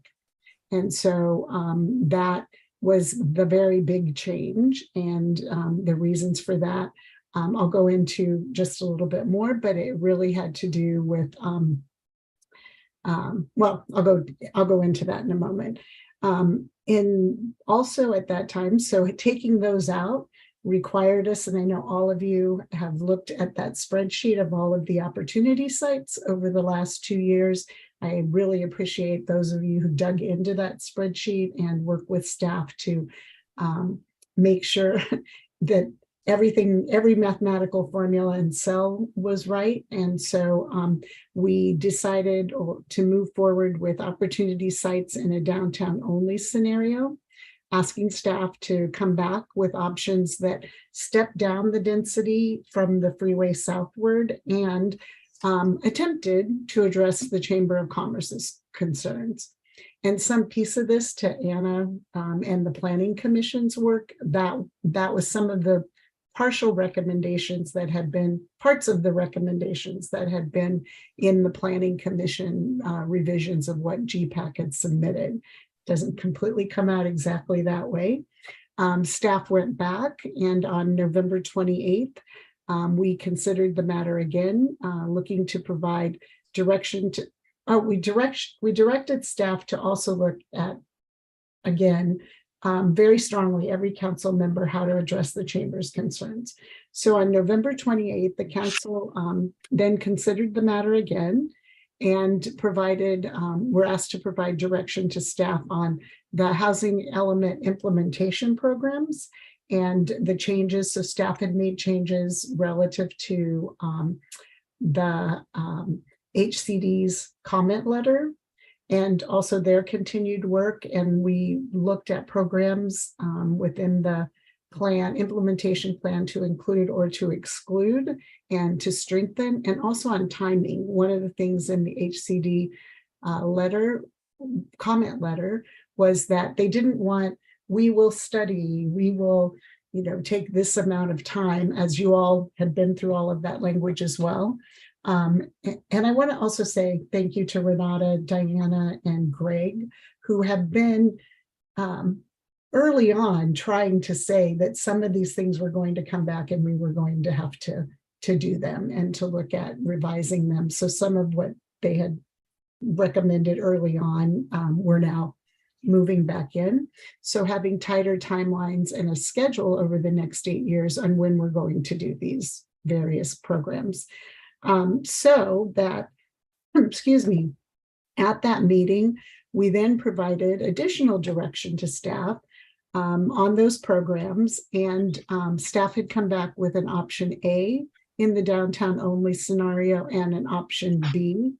And on a split, we didn't vote, but we were providing direction. The council ended up directing staff to come back with the option A. And if we have questions or if we want to see it, Renata and I are prepared to, put that up on the screen. But basically, well, actually, Renata, if you want to put the map up just kind of quickly, the option A creates density across the downtown planning areas, and the density is, hold on, my notes are flipped over, has the density across those planning areas. It's more tiered. It does have both on the northern side, from the freeway down and a little bit to the south. It excludes BART, the Deer Hill area, and then it ranges our upzoning or density will range from 75 dwelling units to the acre next to the highway to 40 and 35 in the downtown core south of Mount Diablo Boulevard. This was staff's recommendation, and I can respond to questions. I don't know if we want to leave it up, but Renata, if you want to pull it down for a moment. Excuse me. So we then continued the meeting to December 12th. Staff then determined that there wasn't additional information or discussion that needed to happen at the December 12th meeting. And they are working toward a timeline, which I will highlight in just a moment. We did have last night a member of the public pull off the item. So staff answered some questions in response to public comment that we received about removing or changing some of the properties or some of the zones. We had questions about whether we could do that and meet the required RENA numbers and the buffer, and also not sort of get into a spot zoning scenario.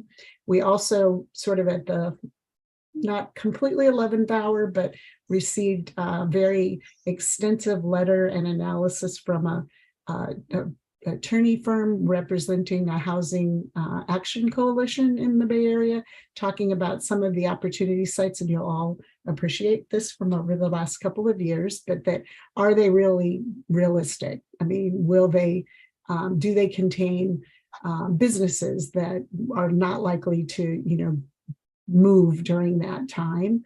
So staff will look at that as they continue to go forward with the analysis.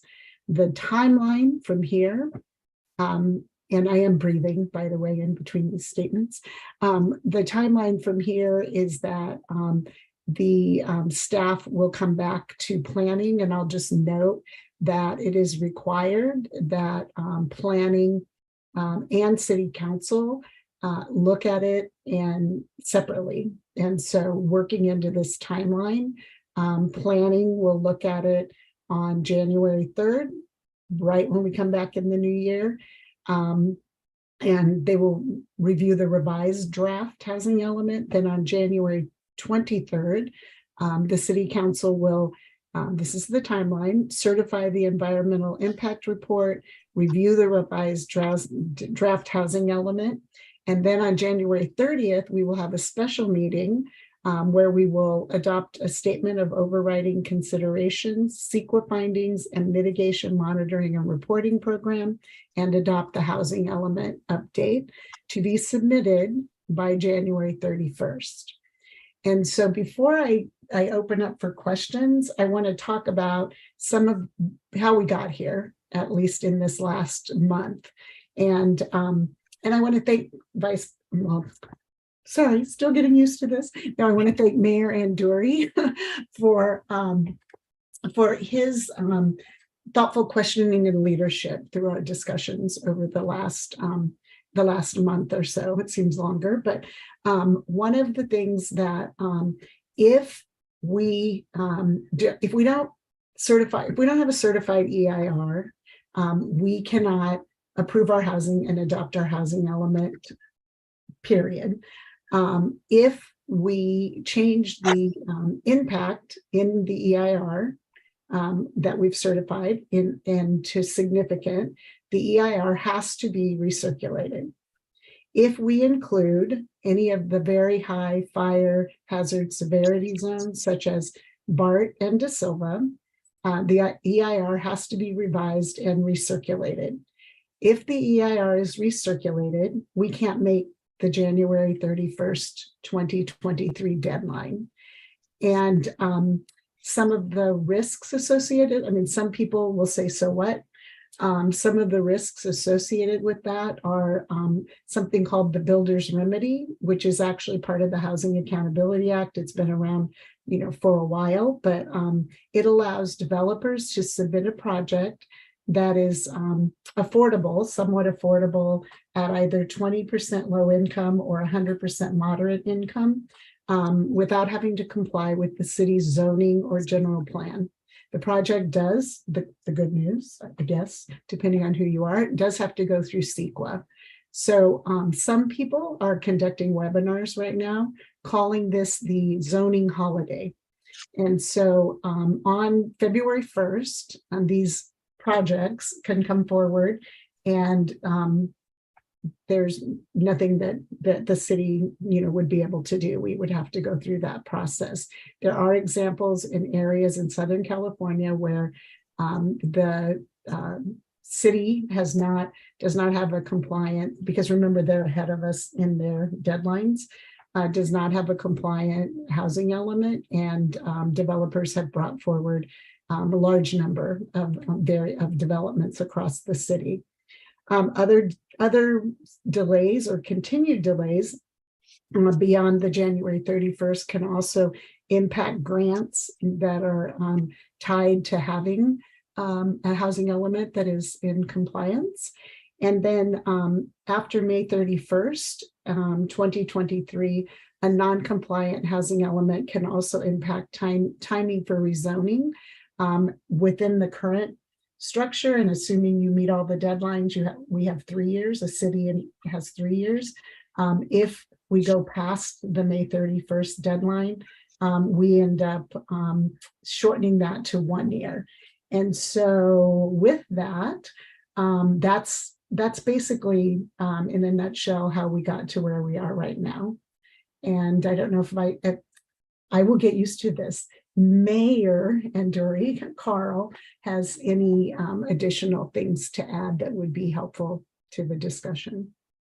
That was a great summary. The report. Anything to add? Thank you. That was a great summary. Are there any questions by members of the GPAC for Councilmember Geringer or Mayor Anduri on this topic? I don't see hands up. I've got one more of a comment, but Mayor Anduri, you put your hand up, so I'm deferring to you. Well, I encourage members of the GPAC to ask any questions you have, because we have seen misinformation out in the community about why we took this action, how we took this action, what this action means. So I'm hoping that every member of the GPAC is fully informed of why we've gone down this road, why we've had to go down this road, so that you can counter some of the misinformation that's out there. Thank you. Thank you, Mayor Anduri. Thank you for adding that. I think my comment would be that time is not our friend. This is my editorial comment here. Delay is not a good strategy. The builder's remedy is no joke. And I've been tracking this or following this in terms of, Santa Monica, Redondo Beach, other Southern California communities where they didn't get their housing element in on time lapsed, and you've got developers stepping in with some pretty major projects. And maybe some people think that couldn't happen here, but there's still some tracts of land in this community where a property owner decided to sort of exercise a remedy, could step in and put through something on the table where could just, I would think, make a lot of people upset, much more so than the fact that we try to meet this deadline. So, this is one reason why GPAC was meeting weekly for 4 hours at a stretch back in February and March to deliver to you all, to the Planning Commission and to the City Council, something on schedule. We were off by, I think, maybe a week or two from what we had planned, but we really tried to get it to do the legwork to get it to the Planning Commission and to the council. And looks different now than it did with what we recommended. We all understand that. And we know that you've been grappling with some pretty thorny issues, but I think that the council's responsiveness to the schedule and trying to sort of like minimize the vulnerability of the community to the builder's remedy is something which is, I think, my editorial serves us well. I think there's other communities in Northern California that are going to be will have a surprise on their hands by not responding to these deadlines, which are real. So I really have to thank the council for all the work that you all have done in grappling with a really difficult area. And it's been contentious and challenging. And we went through a round of this, and I just have to say that it's tough work. And so I just personally, I just want to say that, I have a ton of respect for what staff has done and the consulting team with Diana and with what the council's done and the Planning Commission. So really, local government is a lot harder than people think. So I'll leave it at that. Right. I would just, if I might add just one thing. When I think about, the builder's remedy, or when we first started hearing about it and thinking about it, I thought huge developments, Santa Monica, 40 projects or whatever of equaling 4,000 units. But my understanding is that it really opens up to all forms. So, duplexes, the SB9, the SB10, and remember the urgency ordinance that we put in as those were coming out. So it really is a, and I read this on a webinar that someone was having sort of a zoning holiday that you can bring projects that don't have to comply with the city's zoning or general plan. So I think that, just thank you to everyone for all of your work, and they're very long meetings, but I encourage you that if you want to, hear the line of questioning and from the consultants and from the attorneys and experts that advise the city, I encourage you to watch that as well. Or again, as Vice Mayor Anduri said, ask questions. So thank you. So maybe just one last chance. Are there any questions of members of the GPAC for Councilmember Geringer, who's been our liaison for the last year, and Mayor Anduri? And I'm sure people could pick up the phone too, but thank you both very much. And we really do appreciate the update. Again, the work that the council has done in this area. It's been a big lift, to put it mildly. And with that, then we're going to move on to housekeeping. We got a few items. Outreach subcommittee members. I do want to make a note that Christine Rasmussen sent a note.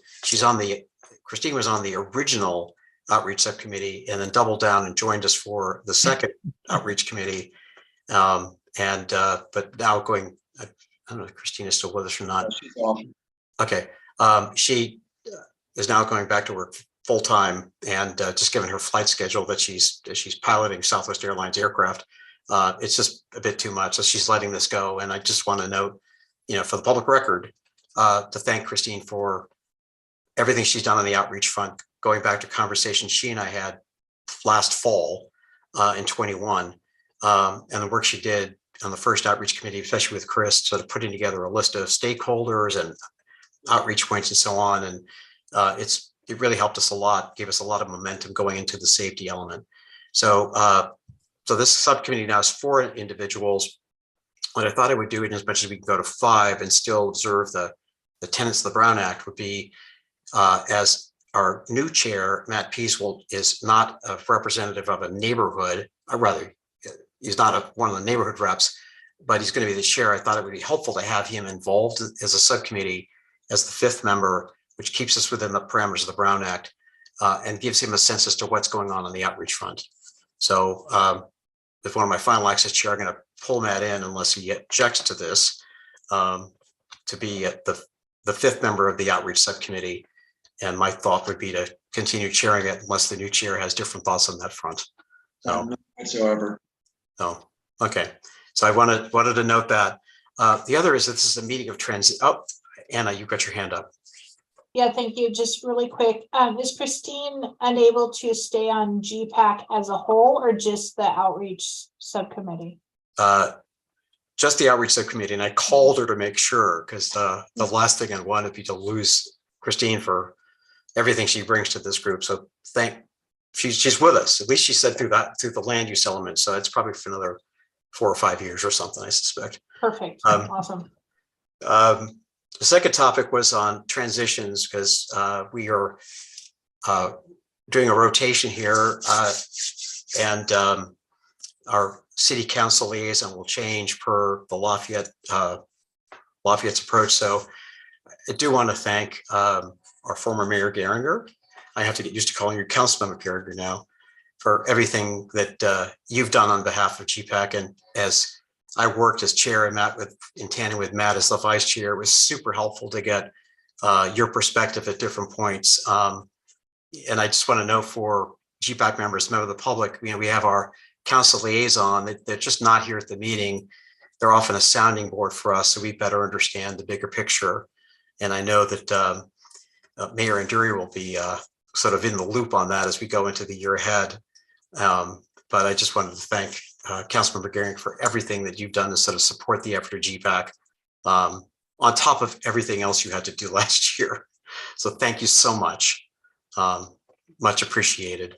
We're going to, there's a transition on the planning commission side, because Ann Radnich will be departing. We'll have someone else from the planning commission who will have big shoes to fill.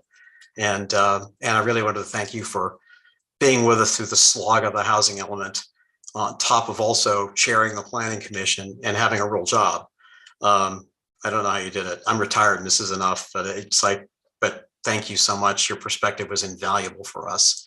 And I do want to acknowledge that, and we'll have some new faces in the screen coming the next meeting. And then the last thing is the final transition, which is our practice. The GPAC chair gets rotated. So this is my last session chairing a meeting.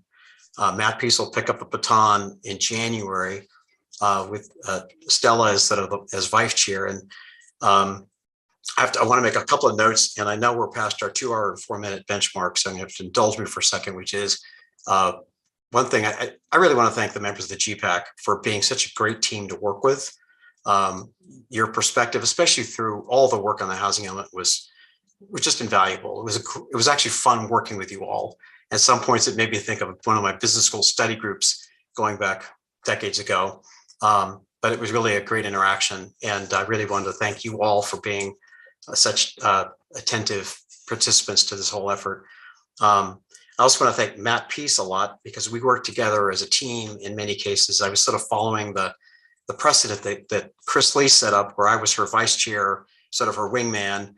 And I found that was a really great way to set it up, as I followed Chris's approach, where I would try to sort of work with Matt in tandem, and which is a way of sharing the load, but also making sure that the incoming chair would have a better perspective on things. And I'm sure that Matt will continue that with Stella. So again, it was a lot of fun working with you, Matt. So thank you very much as well. And I do want to really also note working with staff through the year was just a real pleasure. Renata, Greg, with Sarah Ellen when she was with us, really, it was really, I really enjoyed that part. And to put this in context, I spent 34 years in public finance. I've worked with hundreds of public agencies in California, and probably over 1,000 staff people. I lost track.